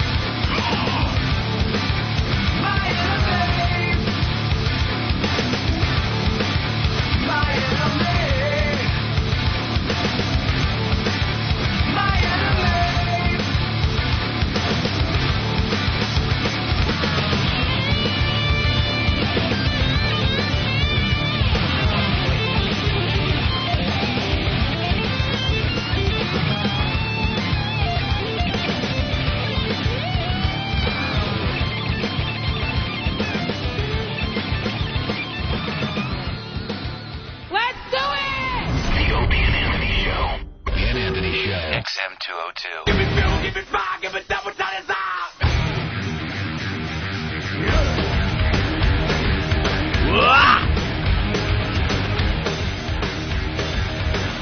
All right, we got lots going on today. We might get into the Cindy Adams thing in a few minutes. I'm obsessed with Cindy Adams and her stupid column because it's so awful. Oh, she's funny. She's load of laughs. She's an ancient broad that's trying to still act hip, and I don't know. And just knows- because she was married to a comedian, she thinks she's a comedian, and her jokes are just plain awful. Yep. And then I'm learning that Anthony's couch is going to be here sometime in May. It's like May or something. I'm telling everybody because I know Jimmy's got to get a new couch, and it just takes forever to get a couch. Of course, you know I lost my last couch To the booger. To a booger, to a snotting incident. Had a booger incident that was it had guests over the house with children, and I was sitting on the couch, and a little boy was sitting with his father, and the boy dug his finger in his nose and pulled out a booger, I guess, and wiped it on the couch. Wiped it like in between the cushions or something. And the father had asked him, what did you do? And he said, I picked my nose. He said, where is the booger? He goes, in there. And he said he couldn't find it. The father goes, well, look for it. And he goes, I can't find it. And I'm sitting, like, I'm just stiff as a board sitting there, and my head is just spinning. I'm going, oh, my God, I have to throw this couch away. Yeah, you're so contradicting yourself today. Why'd you have a heart on? Stiff as a board. Because you started the show by saying that Howard was a agoraphobe. Agoraphobic. I mean agoraphobic. But that's like going out. No, I know. And Yeah. I was gonna continue with my statement. Germaphobe. I understand what that is. Yeah. But and a germaphobe. Yeah, no, it has nothing to do with germs. I don't get it's not a germ thing with me. Dude, it's not a germ thing. It's I don't one have a lousy germ thing. booger. It's a booger. If you really examined what else was going on with that couch, you'd be horrified. No, snot. Dry skin and snot strikes a nerve with me that is only surpassed by shit. Only surpassed by shit. My level of disgust goes shit. Now, make sure you write this down, people. It's shit first on the list. Disgusting thing ever that could come out of a human being is shit. If it was near me or around me, God forbid, on me, I'd lose my mind. Okay. So that's number one, the evil of all evils to come out of a human body. Second on the list, is snot. I agree. If snot gets near or around me or, God forbid, on me, I will freak out. If it's on my couch, I throw the couch away. I agree. Third, splooge? Probably pus. Pus? Some form of pus. Yes, pus. So wait, there's like three things you could think of that are worse in your mouth than a load. I didn't say in my mouth. Because you'd rather take a load than eat a booger? Here comes the promo. Because I've had... No, think of it this way. I'm even talking about myself. So I'm talking about snot or anything coming out of me disgusts me. And if, who hasn't shot a load on their own gut, right? It doesn't disgust you. And it goes down to urine, things like that down the line. But urine's one of the least, really. I know, yeah. It really is. You take a leak. You're leaking so much at this point, it's your best friend. Why not? Right. What about earwax? Earwax is pretty up there, too. That's up there. Earwax, probably right after pus. It's like a buttery goodness. It's tart. You ever put your tongue on your finger after you stick it in the earwax? Don't make me... You almost made snot come out of my nose. You would never eat like a big watery runny booger? God! Yeah. It's like sucking down a loose piece of pasta. Stop it. It's got a nice salty tinge to it. If I you just made me do the cricket snort. If I inadvertently, you suck in and you feel something more than just You've mucus never go down eaten the back your of your boogers? throat. Never! Not one. Not one Dude, time. I can say, in all of my years, I have never, ever, ever eaten one of my boogers. Not once. I have never even contemplated it. Really? I have actually been repulsed at the very thought so as not to even accidentally ingest a booger.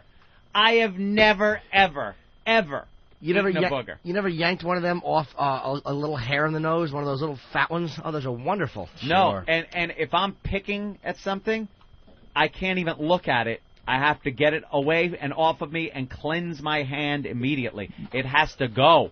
And when I used to work on the job and see those construction workers plug off one nostril with the thumb and go, the snot rocket. And a snot rocket. Those things rock. It would disturb me for hours, and I couldn't eat my lunch. Bill Madden taught me the snot rocket when I was back in like junior high. We were playing basketball. He's like, and I needed a tissue. He's like, screw that. Just do what I do. Right on the sideline. He didn't care. Right on the cheerleaders if they were too close. If I blow my nose, I have to have a mirror right there too, so I can make sure there's nothing hanging, and I have to like make like these things out of the toilet paper or tissues that I could shove up my nose and twist around and pull out like rubber bands and make sure every bit of it's gone. You know what you do? You wrap the toilet paper around the finger, and then you put the finger in, and you can dig and pick and scrape with your nail. Yeah, but under sometimes the paper. it pushes it up. I found what's better is a loosely packed little twist of toilet paper. And then you could put it up there, jiggle it around a little bit, and it kind of grabs on and pulls it right out. Yeah. So your thoughts, Anthony, on people that eat their own boogers? People that eat their own boogers? These are not people that you want living in your neighborhood. Do you want this as your neighbor, your friend, the person sitting next to you at church? Maybe on the job, on the go, even looking out the window of your automobile as you cruise this great land. Do you want to look over and see some animal picking, digging, straining up to the knuckle to pull out some of that green goodness? Take a look at it, slowly roll it between his finger and thumb as he ponders the taste of it. I don't even know what he's thinking when he's gazing into this glistening green orb between his fingers. But what does he do with it, people? Does he get a tissue and dispose of the ugliness? Does he wipe it somewhere, never to see it again? No. He looks at it like it's some type of meal and slowly puts it in his mouth. And then chomps on it between his little teeth. Before he, swallows it, puts it between his cheek and gum like a skull. I don't know what goes on with the booger after it goes in his mouth, but it's there. It's horrific. We need to do something about these booger eaters. Thank you. Thank you. And thank you very much. Thank you. Thank you, people. The booger is not... Yeah, thank you. Thank you. Thank you. No, great. Thank you. We as non-booger... Thank you, people. Thank you, please. Thank you. I say, put the booger down. Awful. Snot is the reason I won't eat rice pudding, says Clark Gifford from Whackbag. I have no idea what that means, but something struck a nerve there. Rice pudding. Rice pudding is an awful invention. Do you know there were dominatrixes that? Well, I've read stories. Yeah, stop it! Don't even say it. No, it's not what you think. It's not what you think. It's not what you think. Snot rockets right in the chest. No, she'll actually put her nose in your mouth and blow her nose in your mouth.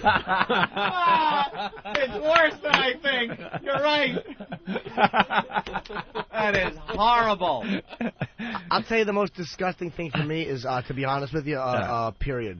There's nothing that gets me more than that. That, to me, is number one. Clark Clifford from Whackbag also saying, snot is like the caviar of body fluids when compared to shit. It really is. Very funny with the food analogies there, Clark. Yeah, that can't... You don't enjoy the buttery goodness of the earwax? No. Earwax must also be cleaned out with a rolled up piece of tissue. He's a Q-tips freak me out. They're too small. I don't know what they're doing. So how do you clean your ears? I take a piece of tissue paper and roll it up, stick it in there, and like that, and then pull it out, and that's just as good. Because I don't know, they're too hard at the tip sometimes, and they're small. You never know how far to stick them in. Yes, if you stick toilet paper in, it'll crunch back if you go too far. There's no safety spring on a... Yes, sir? I now know the problem with his headphones. It's his ears. He's got a wax buildup that's about 4 inches thick. What? No. You got to scrape it out of there with a little... I scrape it out really good with the tissue. I love looking at that yellow on the Q-tip. Oh, yeah. Actually, I wind it around like a corkscrew in there. When I forget to clean my ears for a while and I go in for some goodness and it comes out, it'll skeeve me out. Extra crunchy. Oh my God! I didn't know I was lying on peanut butter all night long. It's just. Should I make a peanut butter and jelly sandwich with this? You know how you know your ears are filthy? Like when you scrape it, it's not yellow, but it's a brownish yellow, and it's actually up off the Q-tip. Almost, it's not just on the Q-tip. It's like you pulled a physical piece of something out. Like your Q-tip is wearing a hat. Oh, God, is that disgusting? Earwax is not a hat. It's like a scab or something. Yeah, exactly. You know, this is something that freaks me out. I've been a cop now 13 years. Yeah. And I've worked all over the city. There's not one police station in this city that I have not gone into and walked into a urinal that there's not boogers on the wall. Oh, the people picking and wiping? I don't know if it's one cop that just goes around the whole city and picks his nose and wipes the booger on the wall, but there's not one urinal in the whole city. You ever lean forward and lick that wall? Yeah!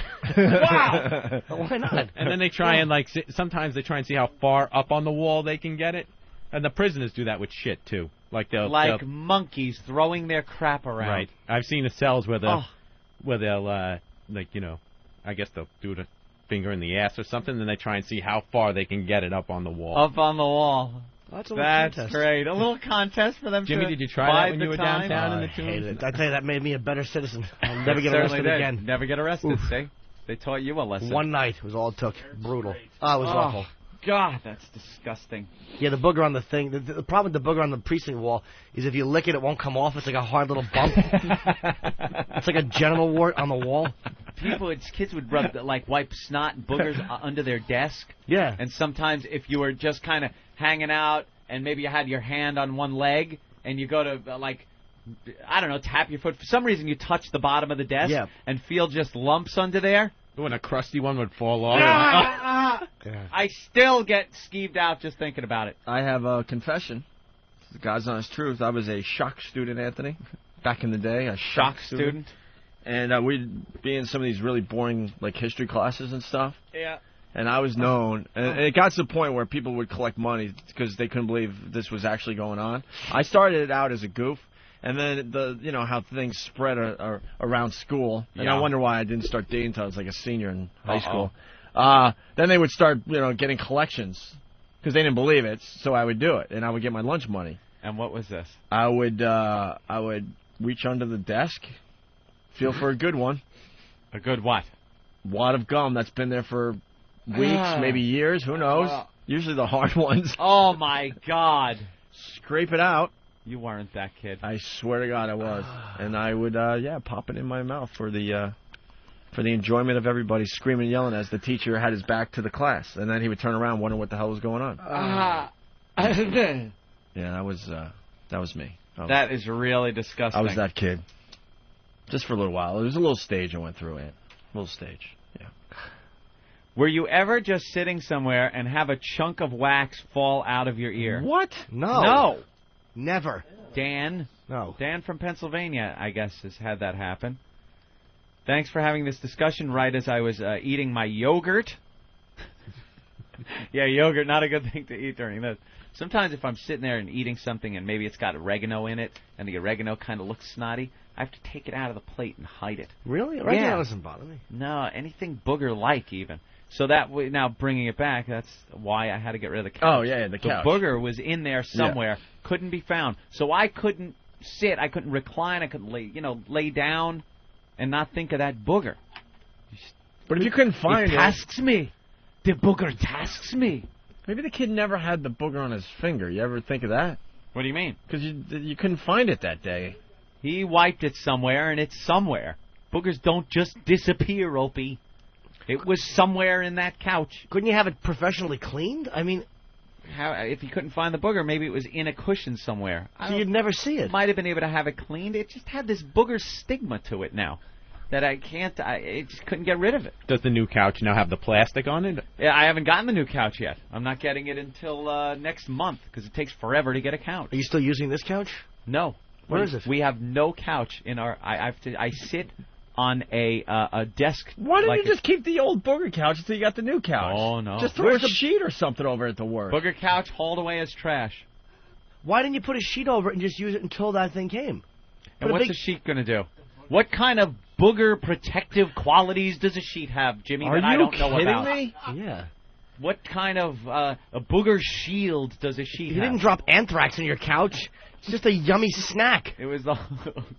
And you should have put the couch up on eBay. Someone would have bought the Anthony Booger couch. I did not want that couch in the house anymore. It had to go. You know how many other places he touched in your apartment with boogers on his fingers in your house? Exactly. And we were going around for about 2 days spraying Windex and Formula 405 and everything else on the walls and lights.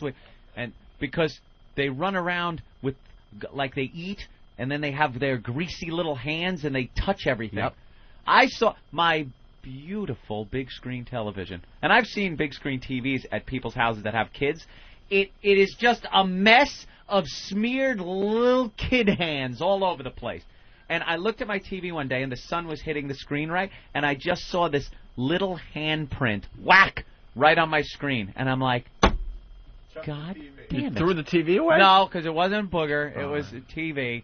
And TVs aren't known for their absorbing qualities like a couch. And hopefully you don't lay on it. And I don't lay on it. I just watch it. So I had it, but I had to, with Windex and get that all cleaned off. And I was just like, God, how do people have these little things running around their house?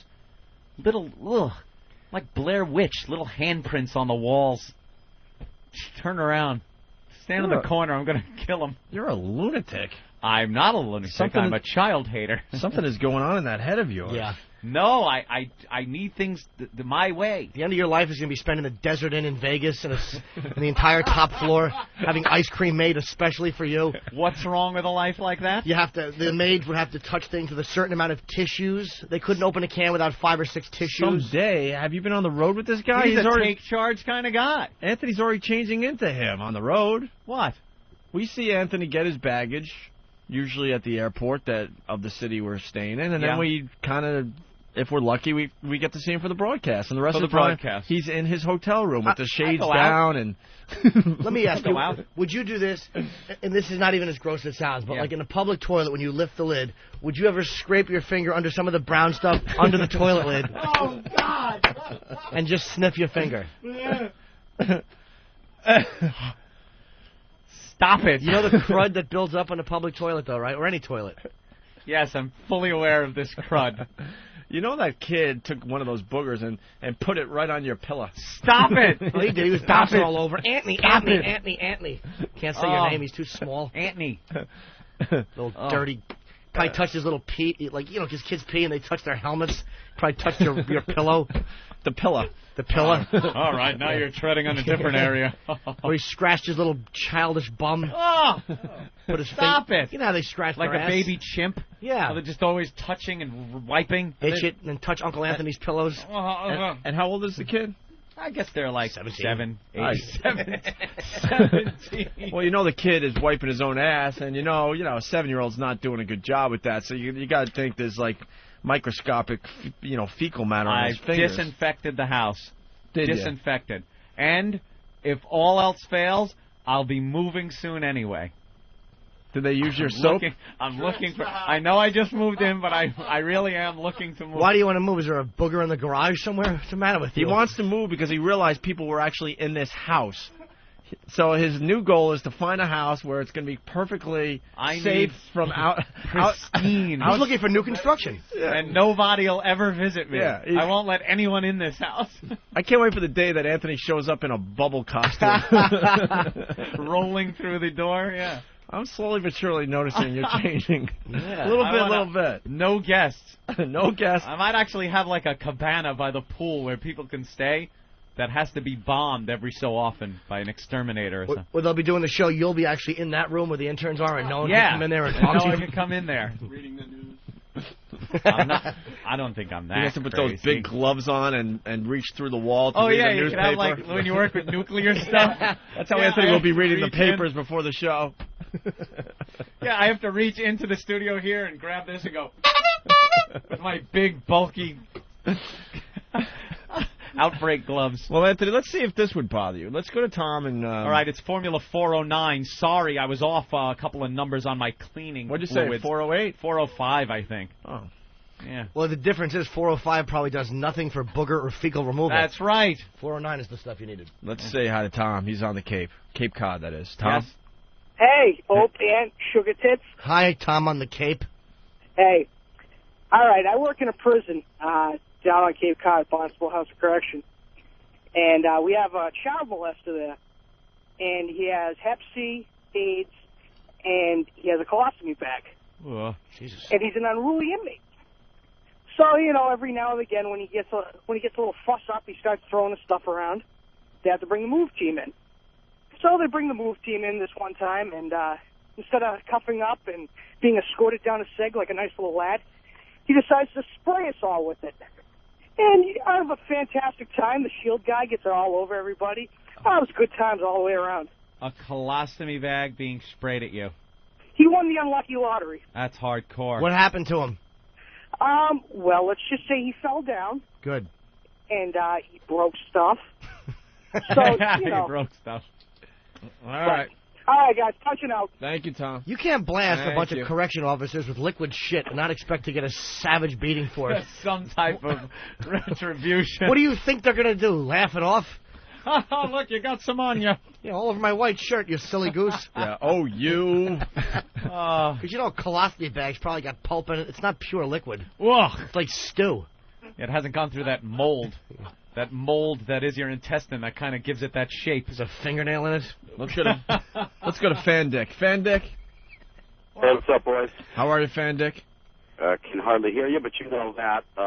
Yeah, I had Paul and Ron on, but it's 10 o'clock now, man. You're heading into the midday, so the show just ended. Oh, right. The morning shows are only on till 10. Yeah, we kind of screwed up the bid, I think. Damn. Tomorrow? Well, maybe we could do it from... DC. We're broadcasting from D.C. tomorrow and Wednesday, and we'll have full capabilities for a regular radio show, so... People can hear us better on the phones. So oh, that yeah, might not a work bad better. idea. Yeah, sure. All right. Well, All right, well, I'll try back tomorrow or something then, man. Punch out. Thank you. Bye, yeah. mister. Yeah, we blew that. We wanted to check out some more morning shows today, but I guess that is not going to happen.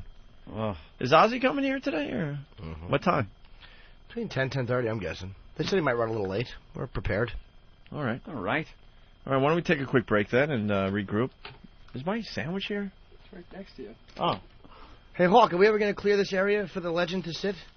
It will be cleared. It's a messy countertop. You can't have Ozzy come in and see a messy countertop. No. Jimmy's been working on his Ozzy stuff all morning, I noticed. What have you written down there? Just a couple of questions I may have. Not thoughts. Not too many questions, to be honest with you. Dude, you're going to be the one, though. Now we'll all talk to him. Nope. I'm not talking to him. You're not talking to him? No, this is your moment. Well, I want Jimmy to have his moment. Well, I'll chat with him. I mean, I'm not gonna... have a little chit chat. You're not going to be leaning on us. It'll be a little awkward, but we're going to. I'll believe me. If I have to, I'll just yap at him until he walks out the door. Believe me, I can talk to Ozzy. Right. I'll just. So that's what we're going to do. How many times can you say that you're God? Nobody wants to hear that for an hour. No one wants to hear me talk to Ozzy. No one wants Anthony to hear Anthony talk to Ozzy. Not true. You guys do great interviews. It doesn't matter about. It's your obsession with Ozzy that is going to come to light today. But everyone knows that he's also still a rock legend, and you're still having a big guest on the show. So just doing a regular interview is important. And haven't we spoken with him so many times on the phone that he knows us? Isn't he our friend? Yeah. So we can talk to him. Yeah, of course. Right. And don't worry, we won't throw you under the bus or anything today. I don't care. We wouldn't do that. How can you? No, we really wouldn't do that to you. We know how important this is to you. Yeah, let's not do that. Ben, an Ozzy update or? There's no update. He's going to be here sometime between 10 and 11. In worst case, we can keep the channel on after 11. Okay. That is the beauty of satellite. All right, why don't we take a break? We'll regroup. Why are they showing Tony Danza in a stupid Spider-Man outfit? Because it's hot. That was his Spider-Man outfit that he had his big hog. Oh, it's his 100 shows, so they're doing a whole retrospect. 100 shows. With Tony Danza. Wow. You know? Yeah, that was where he had his Spider-Man costume for Halloween, and he was upset because it showed off his big hog. And he wanted, what did he say? I could use an apron right about now? It seems like just yesterday, 100 shows. Who's wow. he tap dancing with? Wow, there's a great... Oh, his little girl there. Oh, this must have been fun. I wish I would have seen this one live. All right, it's time to regroup. Oh. You know, I'm sorry. starting to get hot. Oh. You know, I'm starting to get hot. Oh, no, I'm going to give up my virginity. I'm a sport. Maybe take a little cock right into my mouth. It must hurt. Maybe taking it in the rear. Maybe bang me up the ass. That's what they call me. She's a freak. That's what they call me. She's a freak. What do you want me to do? I'm gonna be facing the wall. What do you want me to do? I've always wanted a juicy cock. Put it between the boobs. I'm into the TF thing. Put it between the boobs. Put it in the pits. Put it in the pits. My favorite oral treat. My favorite eating cock. I'm hungry for a big, fat, juicy cock. After I whack your bag, whack your bag, whack your bag, whack your bag. Shoot your big wad of cum right into my mouth. That's what they call me. She's a freak. That's what they call me. Oh, God. After I suck you off, I want you to bang me up the ass. I'm hungry for a hard male cock. Stick your huge cock in my tight ass. That's scaring me. I take it in the rear. I'm a freak. That's what I was taught. I got a big juicy cock from Ben the other day. Oh. I like the banana. Oh, God. I like the banana. I'm a freak. I enjoy having sex with a guy. I enjoy cum in my mouth. I enjoy cock between the boobs. I enjoy cock in my tight ass. That's what they call me. She's a freak. That's what they call me. She's a freak. And Anthony Show. Opie and Anthony, XM202.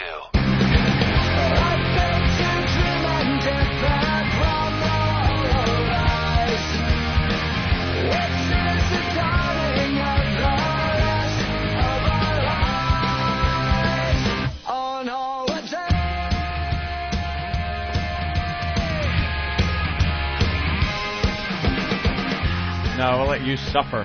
Come on. You've made others suffer. We're out of break. Go ahead. Do the big we're back thing with your mouth full of egg whites and bagel. I'm not trying to do that. I'm trying not to do that. Oh, really? Yeah, now I like to have it like we're just back. Oh. All right. We're just back then. Ooh, that looks tasty. What is that, an everything bagel with egg white on it? Yeah. That other thing, it's like a crutch, and that's what it's called in the radio business. A crutch. When you come back and do say the same exact thing every time. Right. It's called a crutch. How's that bagel? It looks good. So now instead we just come back, and I'm in the middle of eating, and you're reading us some feedback, and Norton is preparing for his Ozzy interview. I'm going to have a burger on the train. Oh, yeah? That's always a mistake. Yeah. I had one of those burgers, and it was like pieces of hoof were in it or something. It wasn't quite all just beefy. What are you guys planning on not talking when Ozzy's here and just letting me talk? No. Okay. Hang out. We wouldn't try. No, but we want to. I don't know. I think it's interesting. You know, you're so obsessed with the guy. It'd be interesting to listen in. I mean, we'll help you, obviously. We don't want to get you all freaked out. It's not obsessive. I mean, I guess maybe it is. It's not like I never showed up at his house. Huh? I've never showed up at his house. And try to steal one of his kids? Now, Ozzy. Yeah, no, I don't. I got the stuff. We're going to work on this. Ozzy. Oh, yeah. What are you doing here? A Terri Schiavo Photoshop contest on cringehumor.net. Oh, my God. All right. There's only one picture of her with that, like, looking like she's straining to hear something, but she's not. You could Photoshop the hell out of that. Put her in weird, various situations. You can almost hear her going, huh? Yeah, huh? Yeah. I would, if I just a quick idea, I would take that picture, put her under the ocean with a fish hook and a worm on it, and her swimming up to it. Just ready to... That's funny. Ready to get hooked. People enjoy the Patty promo. It's awesome. That was Drew Boogie put that together. Very good one.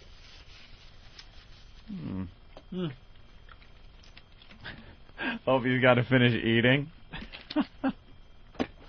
Yeah, I didn't want to bring it up, but You know, that blood sugar thing? It was starting to happen. Oh, were you getting a little shaky? Oh, boy. Oh, boy. I thought you went to a doctor and he said you were fine with that. What happens to your blood sugar? Everything's good, actually. Had a full physical, yeah.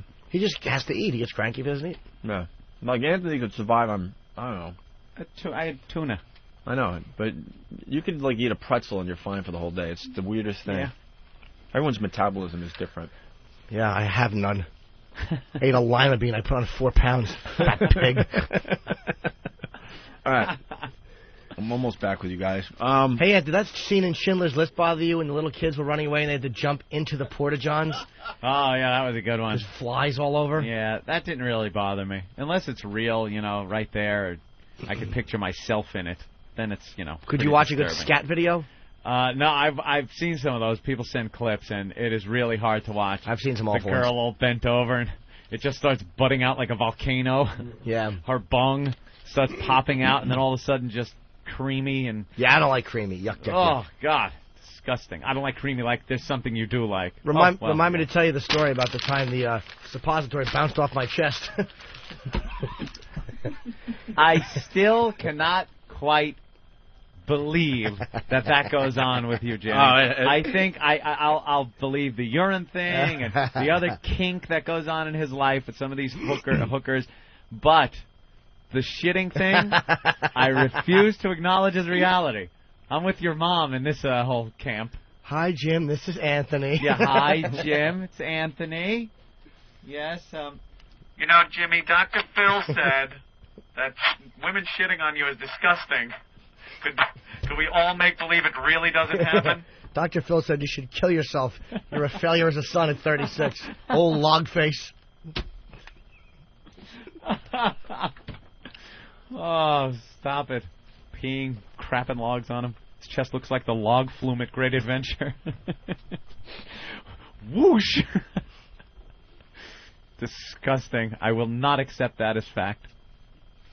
And I like that whenever you do tell that story, you kind of smile like maybe it's not real. You're delusional. I'm not as bad as people would think. And he says things like that that lead me to believe. I will say that women who have hooked up with me at times, even just regular dates, are always surprised I'm not completely the creep they expect me to be. Really? Yes. The ones that live through it. Very gentlemanly. Yes. Very gentlemanly. Yeah, I'm nice. Yeah. I'm not a scumbag. Mm-hmm. I'm a nice fella. Till you get to know him a little. Yeah. That's... And you start saying... Ooh, that smells good. Then you start telling them what it would be like if they had to sit and watch you and her father.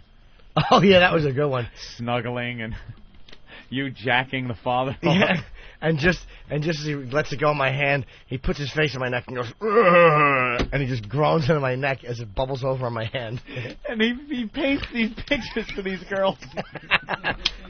Oh, is that horrific? I used to love that one and telling her how I was going to hug her grandmother, but then just grab her grandmother's ass and press my heart on into it against the kitchen counter, like into her crotch. Like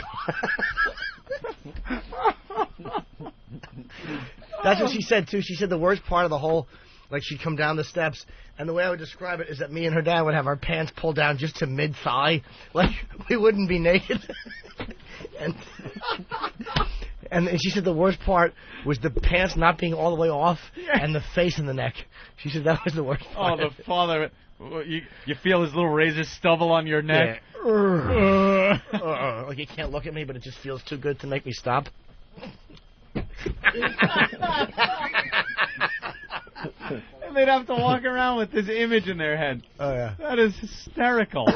You're an awful human. Too good.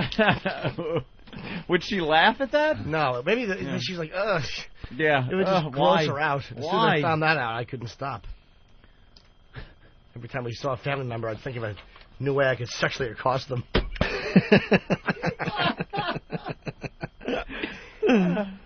That is great. Well, we got so out there, man. We got a bunch of things we can get into here. We got the contender drops from the dude that committed suicide. His appearance finally was on TV the other night. It was a rocky weekend for me. A rocky Sunday. Yeah? On one of those American movie channel or something like that. Movie Classics, whatever the frig channel that is. Started with, Rocky. And then they went all the way up to I Must Break You. Rocky 4, I guess that was. One in Russia. Boy, that one dated well. That one aged well. The whole Cold War thing, and I was thinking, if I could change and you could change, we could all change. Just awful Cold War propaganda garbage. He's a trite ass, Stallone. Yes. A trite ass. He's never had a real message in any of his dumb movies. If I could change, you could change, then we could all change. They're chanting Rocky, Rocky at the end of the movie. They're all, hardline communist, Russian, Soviet Union. They're all in there to see Drago beat up Rocky, and of course Rocky wins. And halfway through the fight, they're chanting Rocky, Rocky. And Gorbachev, the guy that had a career because he looked just like Gorbachev, is at the end. Rocky gives a little speech, and he stands up and does the slow clap.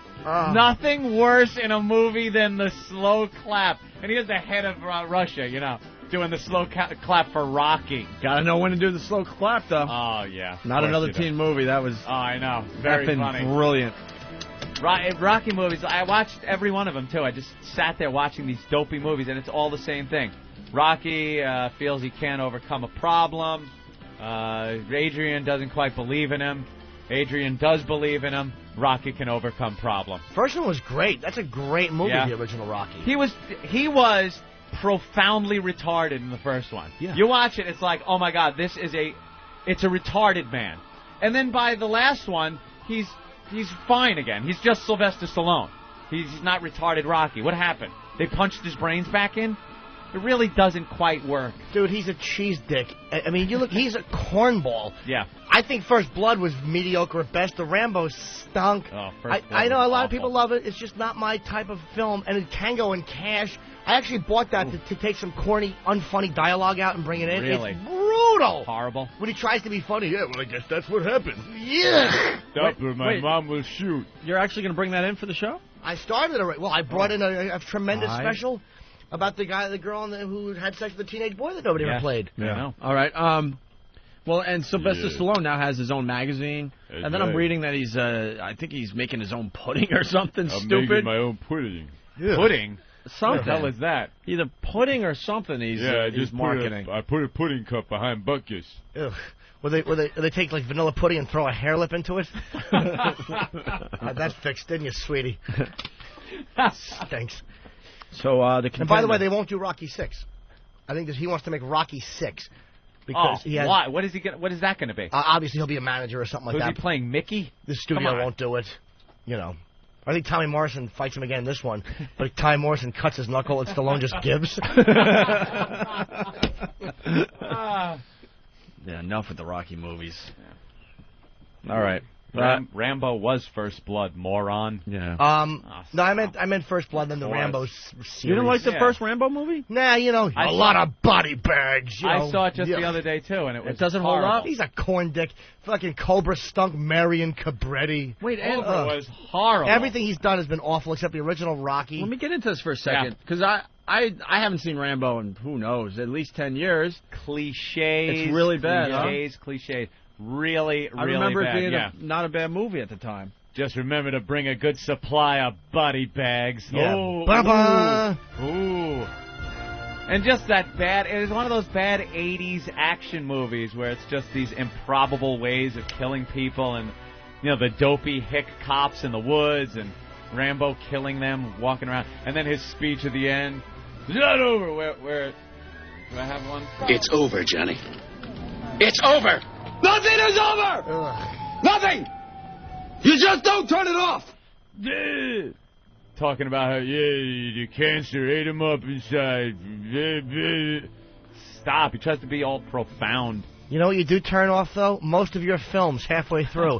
Because they stink. Don't turn it off. It's not over! Yes, it is. Click. Is this a clip from Rambo 2 you got? Ooh. Rambo 2? Rambo 2 is another one. You got it?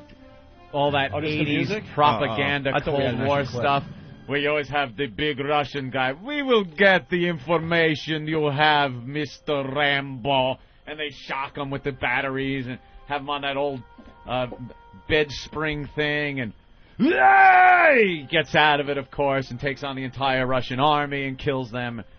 Just, You know what? Already. I'm with Kenny in D.C. I'll let him say it here on the air. Let's go to D.C. Kenny, what's up? Yo. Hey, Kenny. Hey. Benny, how you doing, guys? Good. Hey, listen, Copland, man, when he was fat and just slimy. Very good movie. Copland was good. Very good. Copland was a great movie, There you go. and when I saw Sly in the beginning of that movie or whatever, I was like, oh, no. But he was good. But he was really good. Night Riders with Billy D. Williams. Night Train, was it called? No, Night Riders. It wasn't Like Night Riders. 1980. He was a cop in New York. With Nighthawks? Nighthawks. Nighthawks. You're right. Yeah. Night Train. We're both wrong. Yeah, but with bad guy Rutger Hauer. And with that famous scene on the tram. Yeah, sure. All right. Thanks, Always Kenny. funny. He has corny dialogue. You're the disease, and I'm the cure. Well, let's get some of those lines on the show. Horrible. We got him? Boner from Jersey. Rambo is the movie equivalent of the band Warrant. Cool at the time, but now you're embarrassed that you dug it. Very good. He put it all in perspective right there. I always thought they stunk. Yeah, even at the time? I hated... I like really... You know what was a good action film to me? Was like Lethal Weapon. Was a rare case of where you could combine like kind of witty dialogue with action and it works and it doesn't suck 2 years later. You scared me. I thought you were going a rare case where you could get a black cop to get along with a white cop. No, well, that's actually... Oh, my God. I'm too old for this shit. I swear to God, I thought you were going there like, what? I'll say it's a rare case where you can do that and it doesn't suck. You know what I like? When their car goes over something and they both are through the windshield shot going, ah! I love that in a movie. I know, and then you look at what they're going over, it was Ben's lap. Let me see what we got here, Anthony. I might have a Rambo clip for you. Rambo, this is Murdoch. We're glad you're alive. Where are you? Give us your position and we'll come to pick you up. Come in, Johnny.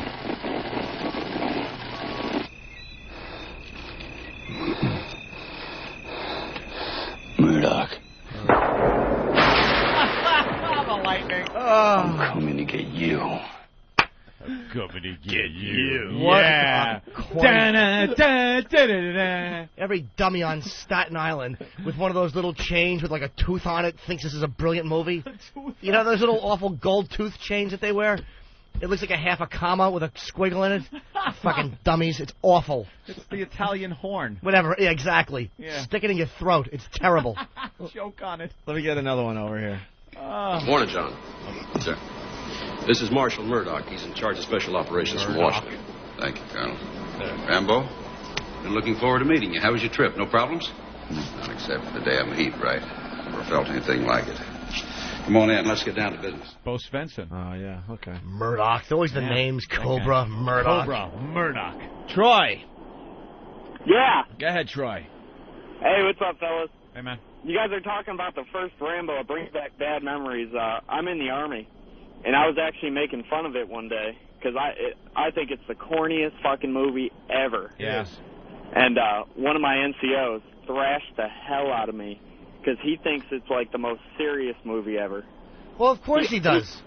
He honestly thought that he said, oh, it's based on real events, and it deals with real issues, and it was fucking horrid. Deals with the real issues. For like 2 hours, I just got the shit smoked out of me. Tell your NCO he's a melodramatic boob. Oh, he is. He is a fucking tool. Deals with real issues. That's it, fellas. Yeah. Those go Thanks a lot. hand in hand with the bad 80s Chuck Norris Vietnam movies. Those are the same things. Missing in action. Missing in action. It wasn't a Vietnam one, I don't think, but it was one of the worst Chuck Norris movies ever. Lone Wolf McQuade. Oh. You ever see Lone Wolf McQuade? They kill like his family, his best friend, his partner, everything. And he's pretty pissed off. But the straw that breaks the camel's back when they kill his wolf. Then he decides, now I got to go out and kick some ass. You've gone too They far. killed everybody. Yeah. When they play all this, like other people in his life are just dying one after the other. He doesn't even blink. And his wolf dies. They have this touching scene with this bad whistling music and him cradling his dead wolf, looking up, and you know there's just vengeance in his eyes. What a piece of crap this is. I don't know. Most people care more about their pets than their than their human family relatives. and loved ones. Oh, yeah. I don't know. If somebody's shooting them. Walk around the Upper West Side for an afternoon. You'll see it for yourself. Everyone with the stupid little dogs. Little dogs dress nicer than most people dress. You know what was a good movie with him was Silent Rage. I like that one. Silent Rage? Yeah, that one guy who just walked around and couldn't be killed. I kind of liked him. I don't remember that. He kicks the guy down the well at the end and the eyes fly open. Oh, no. That was a good one. Let's go to Eric in Connecticut. Eric. Hey, guys. Hey. My dad's a Vietnam vet. Only time I've ever seen him cry was at the end of Rambo. Oh! Why, he realized he paid for it? No, I don't remember exactly how the talk went, but whatever Stallone said at the end, apparently struck a chord with them. Like didn't matter, people at home didn't care, something like that. Right. I'm looking at tears rolling down his eyes. I'm like, dude, it's the end of Rambo. Wow. Jeez, that's embarrassing. Good thing that your high school graduation and other proud family moments didn't hit him. Nothing like that. End of Rambo. Oh. Wow. All right, thank you. you. Couldn't believe it. I'm punching out. Right. John has a quote from Cobra. The guy says, you have an attitude problem. And Sly says, yeah, but it's just a little one. That witty little banter that he'd have around the police station. And he's got the toothpick in his mouth. Of course. The big, dopey aviator sunglasses on. And that bad beard and mustache thing that he had in those movies. Cobretti. Ozzy's here? Ozzy. Huh? Ozzy's here. Wow. Ozzy Oh, in here. Jimmy. Jason. Hey. Jason, really fast. Hey, not much, guys. Hey, not much. The one thing I hated about Rambo was the fact that Sylvester Stallone played a Vietnam vet when in real life he actually dodged the Vietnam draft. Oh, no kidding. He's just a bad actor. All right, come on. All right. Up on this guy. Thank you, Jason. Ladies and gentlemen, there he is. Ozzy Osbourne. It is Ozzy Osbourne. Ozzy will introduce everyone. Opie, Anthony, Opie, Anthony, Jim Norton. Hi, Oz. I forgot already. I know, it's okay. I just wanted to say hi. Nice. You made it. So happy you're Thank here. Don't God. ask me why. I got in like a couple of hours ago, and I'm like... Yeah? You get up early these days or what? Well, I got radio interviews, yeah. Yeah? It's kind of... What time did you get up today? Because it's kind of early for a rock star. About 7:30. 7:30? I went to sleep at 6:15. 6:15 in the morning? Yeah. Oh, really? You go on that little sleep? I got no choice. My wife's got a good left foot. She kicks my butt out of bed. And Yeah, you can't go to sleep work. late anymore. Go to work. Can't you make her just realize But you she wanna... works harder than me. But that's a great deal for you. I think you Yeah, should but- just relax. Enjoy. Thank you. Enjoy yourself. Thank you. Get me some Quaaludes quick. Because believe me, I love Sharon and everything, but I mean, it seems to me like these probably are the years you should maybe be relaxing. You know, as we gotten older together, we're getting more work now than ever. Is that a good thing? It could be worse. It could be worse, but I don't know. I could be Arab and have 4 wives who could drive me nuts. You enjoy it, though? It's not like you're forced to be out. Because I've heard some accusations that people are like, oh, Sharon cracks the whip and Ozzy goes, and, he doesn't want to work this hard anymore. How many married men do you know that their wives don't crack the whip? You are so right. It doesn't matter what you do. Right. They don't got crack the whip. They've got very many tactical ways of getting what they want out of you. Even the Prince of Darkness has to put up with that. Has to put up with the whip crack. I mean, I've even tried a wooden spike through a heart. That didn't work. I got splinters in my hands. Then I got told off for whittling. Yeah, boy, they can be tough. That's for sure. That's hilarious. How you feeling? Your neck and your back and everything? I can't say the word, but... No, you can say whatever you want. You say fuck shit here. Yeah, it sounds like radio. It's kind of fuck, man. Yeah, is it? I'm worth more in scrap metal now than anything else. When I do, they're going to melt me down in the fucking Bionic Man. When we heard about your ATV accident, it's like everybody assumed it was nothing and it was okay, but it was pretty serious stuff. But the dumb, they couldn't have been those like chasing a bandit at 500 miles an hour. Right. Fucking 3 miles an hour, man. 3 miles an hour, would you capsize the thing? That's really the Prince of Darkness speed. What did you hit? The ground.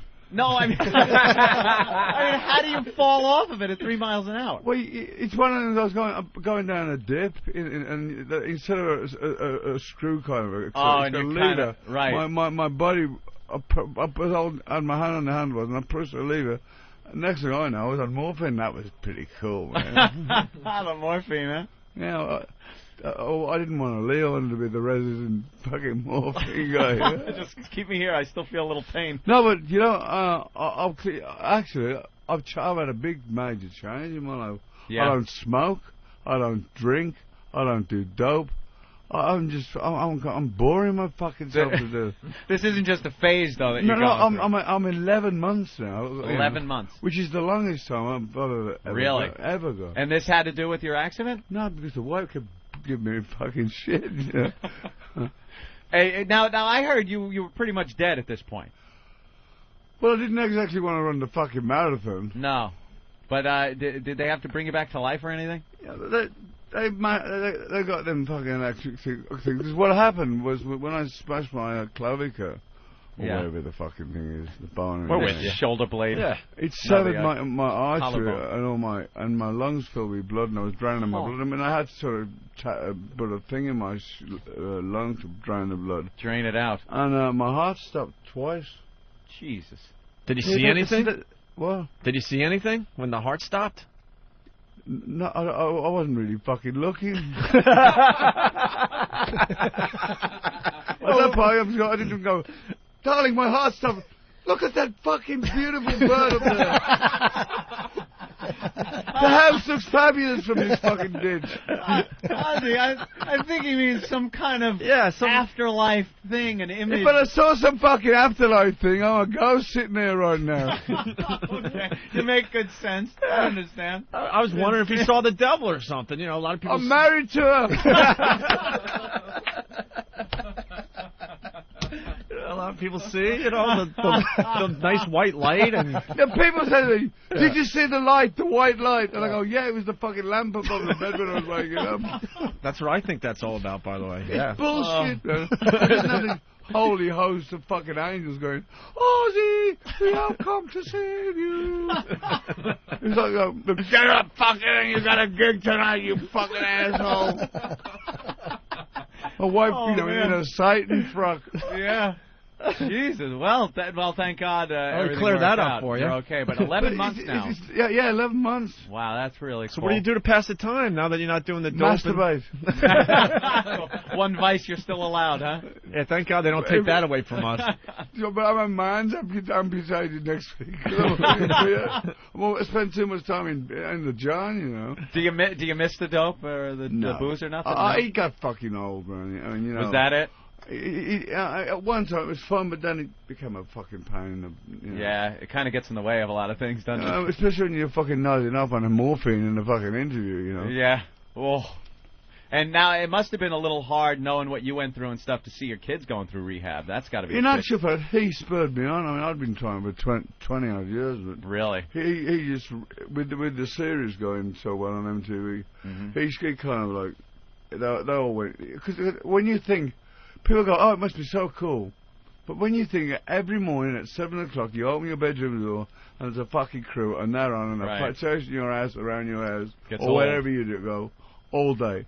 And it's fun for about the first week or two, but then the fucking second year comes, you know, it's like, don't you guys have a fucking home to go to? Yeah, you know? It gets a little old, I'm sure. And so the kid, plus the kids went from being kids to TV stars, and they were getting all kinds of flack from the public. They were like being ridiculed and slapping.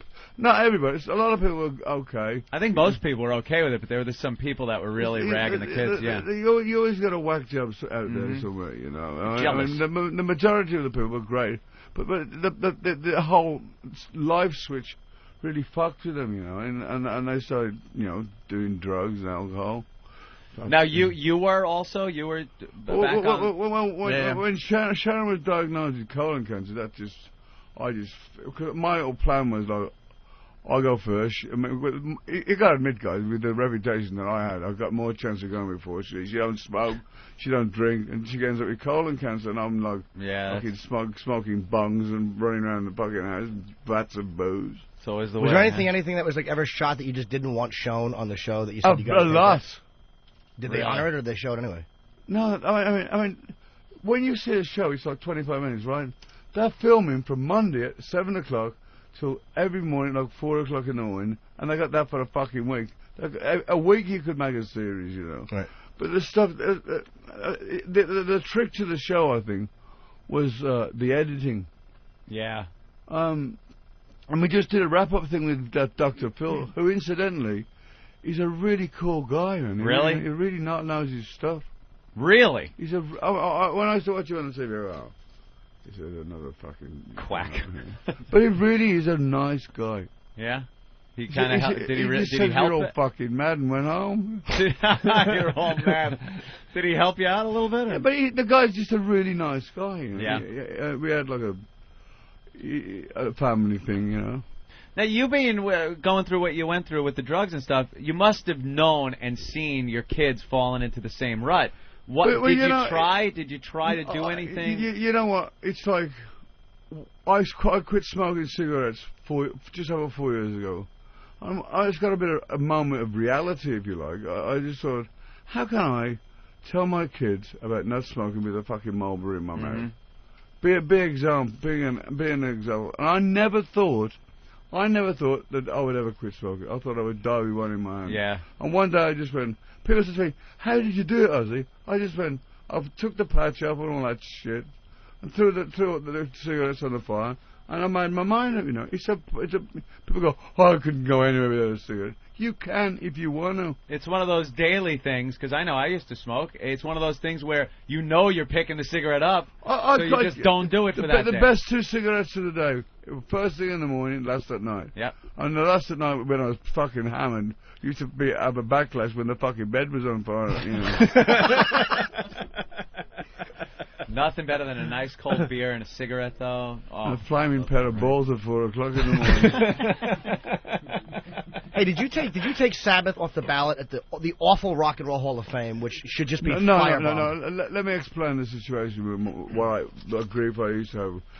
The Rock and Roll Hall of Fame is run by people that are in the business, not by the people that don't go at the back of a music magazine. If you write and tell us who you think you'd like in the Rock and Roll Hall of Fame, it's not fans. And I disagree with that principle because I mean, you could get a job, or anybody could get a job in a record in one and get voted on the panel and say, I think Bruce Springsteen or Elton John or whatever. And for years we were like on the list, and I said, they ain't gonna fucking vote for us. They're musical snobs, and they never gave you guys what they should have because you came from a darker place than like Aerosmith or all these other bands that are in there and that shouldn't have been in there before. But then they had a really damning response to me, which I didn't go out for a fucking week. It frightened me that much into the respect it was so lame, man. It was just, so, what does Ozzy want? An award for biting the most heads off the most bats? Give me a fucking hand job, you cunt. Like that's all you ever did in your career. That's it. I mean, that was fucking... Wait, that proved my point, actually. Yep. Wait, you once bit a... No, I won't go there. Don't start. It's fucking and I can still fucking use my right arm. We got gag. In a little way, and I could relate to that. Talking about your penis again. Yeah, because, we got in a lot of trouble with our radio show. We had this couple have sex at St. Pat's Cathedral, so now wherever we go, that's all they want to know. So we can relate on a small level, the whole bat question, the dove question, all that you've been asked thousands and thousands of times. So who wants to hear it anymore, right? Exactly. Fuck it. Well, it was like... Yeah, it was like this. Oh, please. Yeah, what the bats taste like? I don't know. It's been that long ago. I don't know what fucking bread tastes like. I saw you had a great answer for that on Letterman years ago. You said bats taste kind of salty. Great response to that. I gotta ask, this is kind of a dumb question, but what is your greatest fear when you walk out on stage? Are you afraid when you walk out? Every night, people say, I've been doing it for it's like 30 odd years now. And people say, oh, you must have it down now. I never, ever, before I go on stage, I go through this inner torture. Am I going to pull it off? Is the crowd going to like me? Am I going to... Because sometimes you go on stage and you go, it's going good tonight. And then you come off stage and the people come up to you and go, you feeling okay tonight? Oh, no, really? And you go, what, you think you're having a good time? See, my perception is fucked. My perception is all over the place. And then when I think I'm doing a bad show, they go, fuck it, Ozzy, and you get better with age. And but I like to, it's like an invisible line. Once you cross that line, you're on, whether you're good, bad, or whatever. Right. I mean, sometimes it's good, sometimes it's fucking awful. But you still go through it before every time you go out? I don't, but this way, I don't need any laxatives, you know. Yeah. But, you know, I mean, the toilet is overflowing. Yeah. That's odd, because you would think, you know, for so many years doing it and stuff, and when you come out, you just look like an animal. You look like the guy that, you know, is confident. I always think that, I always think the worst when Sharon goes to me, you just stand there, you know. I go, I can't, because I'm fucking me, you know. Yeah. Sharon says, oh, no, you're 56. None of this fucking jumping around anymore. I just go, keep me at home then if I can't do what I got to do. I'm going to stand there like a fucking lemon. Yeah. And then people say, oh, why is Ozzy not moving? Then you get shit for They go, that. he did die. They're just propping him up there, damn it. In my contract, I have to die like, With those fingers the up in the air. fucking, the Aussie. Hey, how'd you become friends with Elton John? I saw that on one of the Osbourne shows there. It's a long story. My wife used to hang around with him before she met me. It just seems like a strange combination. I don't know. It's just a really. I don't know. It just happened. You know, isn't it? Actually, he's a very nice guy. Hey, that's a good guy though for your wife to hang around before she met you with. You know, nothing was happening. Not with Elton John, it wasn't. Do you know what? I never asked things like that. You know, No. I don't look at it. Look at any. I mean, any one of us could be homosexual. I wouldn't know it. I'm not. Could be. Look around the room. I'm not. Yeah. I'm not a homosexual. No, don't look at me. Look at, I was hoping the camera. Wow. I was hoping you were going to look that way, not over I here. made the gender mistake with a hooker once. I thought it was a chick, but it was a guy. But that's not gay because I didn't know when I went into it. but you fucked her, yeah? Well, no, I kind of finished, and I was like, "Oh, you got me," and you know, he left. How did you go poop shoot or what? No. I think he paid for a blowjob, Oz. Yeah, it was a blowjob in Jersey, and I didn't know. I wouldn't give a fucking shit about one of them. Thank you. Look at that. I mean, I bet you more than one person has done that, you know. Oh, thank you. But you're getting. He's the only one willing to admit it in front of a lot of people. I mean, some of these transsexuals, though, you don't know the fucking difference. Oh, they're lovely. Looking a little nice, right? These days, science and technology. Kickstart a fucking Harley every quick, though. You know what I've always wanted to ask you too is No, I'm not one of them. Oh no. You're not a tranny. The original War Pigs, you guys had it was an original version you did to War Pigs, and then the lyrics, which were really like dark lyrics. Did the record company make you change that, or did you guys make a creative decision to do it? It's been that long ago, I can't remember fucking making the record. Did I make a record called War Pigs? No, I mean, the only one I do remember, Volume 4 was originally going to be called Snowblind. And they said, no, you can't. It's in those days, it was like cocaine was you couldn't mention or have any connotations. So if you look in the inside cover, I think it's Volume 4, one of the Volume 4. And it's got, we'd like to thank the great Los Angeles Coca-Cola Company, which is a little way of saying. Right, you had to get it in there. Fucking blow on that album. Troublemakers. But in those, you know, it's got a lot more liberals, as said. People actually sing about it now. Yeah, now it doesn't matter, right? What do you listen to these days? I don't. I'm currently doing some work with a colleague of mine on a Broadway musical about Rasputin. Really? It's really good. What I like about it, it's a different process than writing songs for an album. You know, you can use a theme leapfrog it in and out of the song, and so it's quite interesting. Yeah, a couple of people with the roots in rock and roll getting into Broadway. It seems to be the thing to do. Well, I've been working on this for 10 years, you know. Oh, see? They're ripping you off. Who? Hey, this box set you got, you cover some really interesting songs. You do In My Life and Sympathy for the Devil. Yeah. It's fantastic. I had to have some... In my lives, I heard... I was watching this movie one day, and Bette Midler was doing this thing with this USO thing for the military, and there was a part where she goes into Vietnam, and I thought that's one of the least Beatles albums, records, songs that's been covered. I mean, I've always wanted to do a version of Whitest Shade of Pale, but everybody and their fucking grandmother's done that. You know, so I when I did the cover, there's up the road, there's a covers album called Ozzy Undercover with a lot more different songs as well as those on, you know. What was the only one you'd done before that was like Evil Woman, I think, on the original Black Sabbath was the only cover until... I did for that Moscow Pete Summit, Purple Haze for Doc McGee. And the whole box set, and the reason why it can't, I did covers because I've been on about doing it for quite a while now, and the record company, we're going to put like, the fucking Miss Piggy, Born to Be Wild, and my wife says, why don't you add that covers album? It was a lot of fun to make actually because they were established songs, and we didn't change them around that much, you know, because sometimes when you hear somebody go do a cover song, the only thing recognizable is the title, right? You know, so we kept it nearly as true to the form. I'm really pleased with it, you know. You know one of the greatest things about you, I've always loved, is like a lot of bands, like headliners especially, will try to bring like a soft opener, and you always seem to bring like the fucking best bands out there. I've seen you with Metallica, Motley Crue when they were on fire. Yeah. Is there anybody you've ever been afraid to follow or go on after?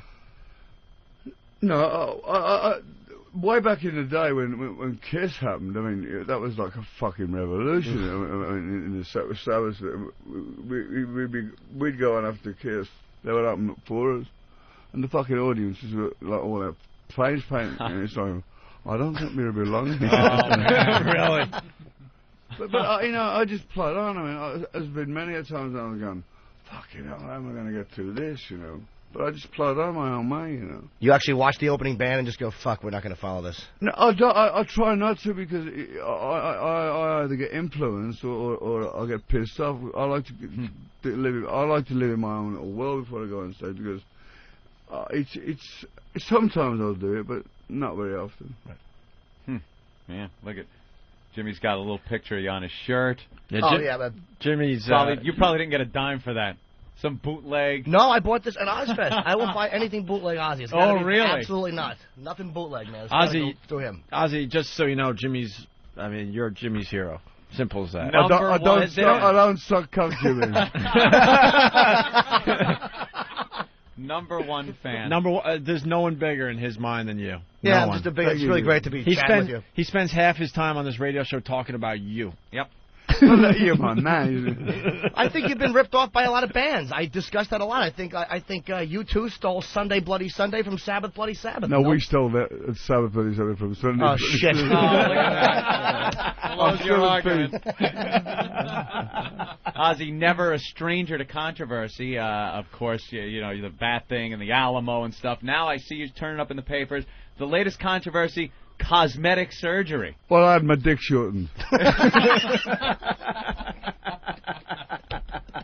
All right, you heard it here. There you go. It's an exclusive. That's it. Screw page 6. Screw whatever they're saying. He had his dick shortened. They had a story about you. I don't know. It was getting fat injections and. What the fuck do I want to have a fat injection? if I get up and work out on a life cycle for 2 fucking hours anyway. Yeah, it was like that's a dumb idea. What I was reading is if it was an injection of speed so I could fucking pedal past I was going. They were taking fat from your ass and injecting it in your face. Or something. What? Were you reading the fucking paper upside down?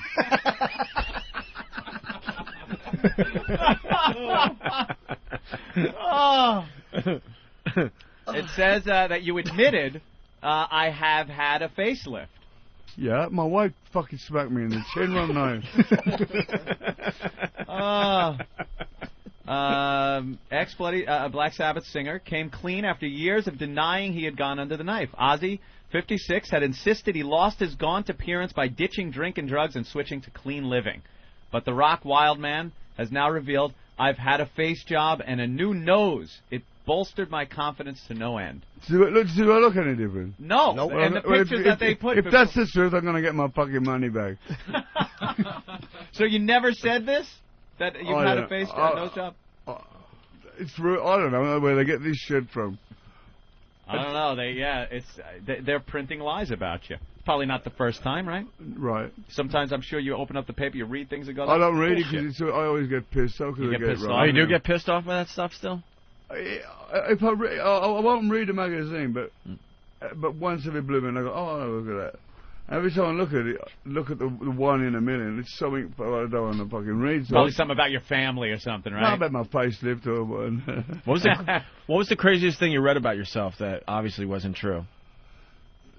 Just recently I was in London and there was an article on Black Sabbath and in bold writing he says, Sabbath, you should fire Ozzy. And now I never rejoined Sabbath.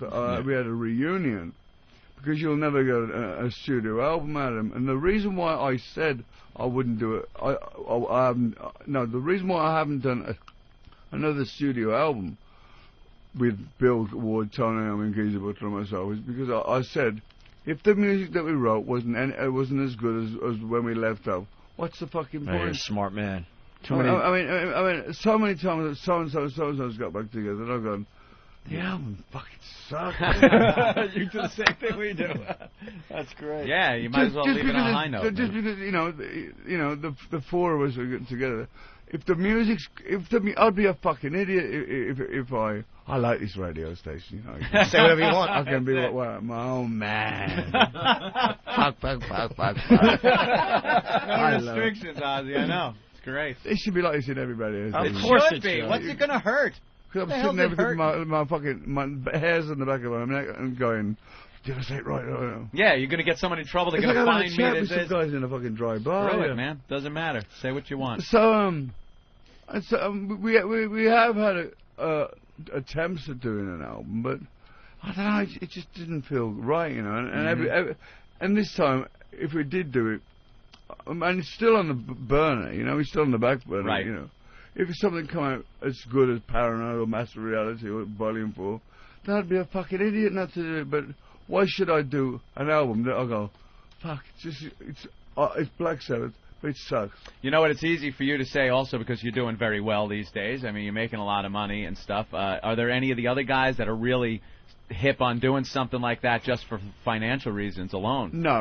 They're doing all right. I mean, it takes four of us, and if there's one out of the four that's not into it for whatever reason, it ain't going to be Black Sabbath. Cause right.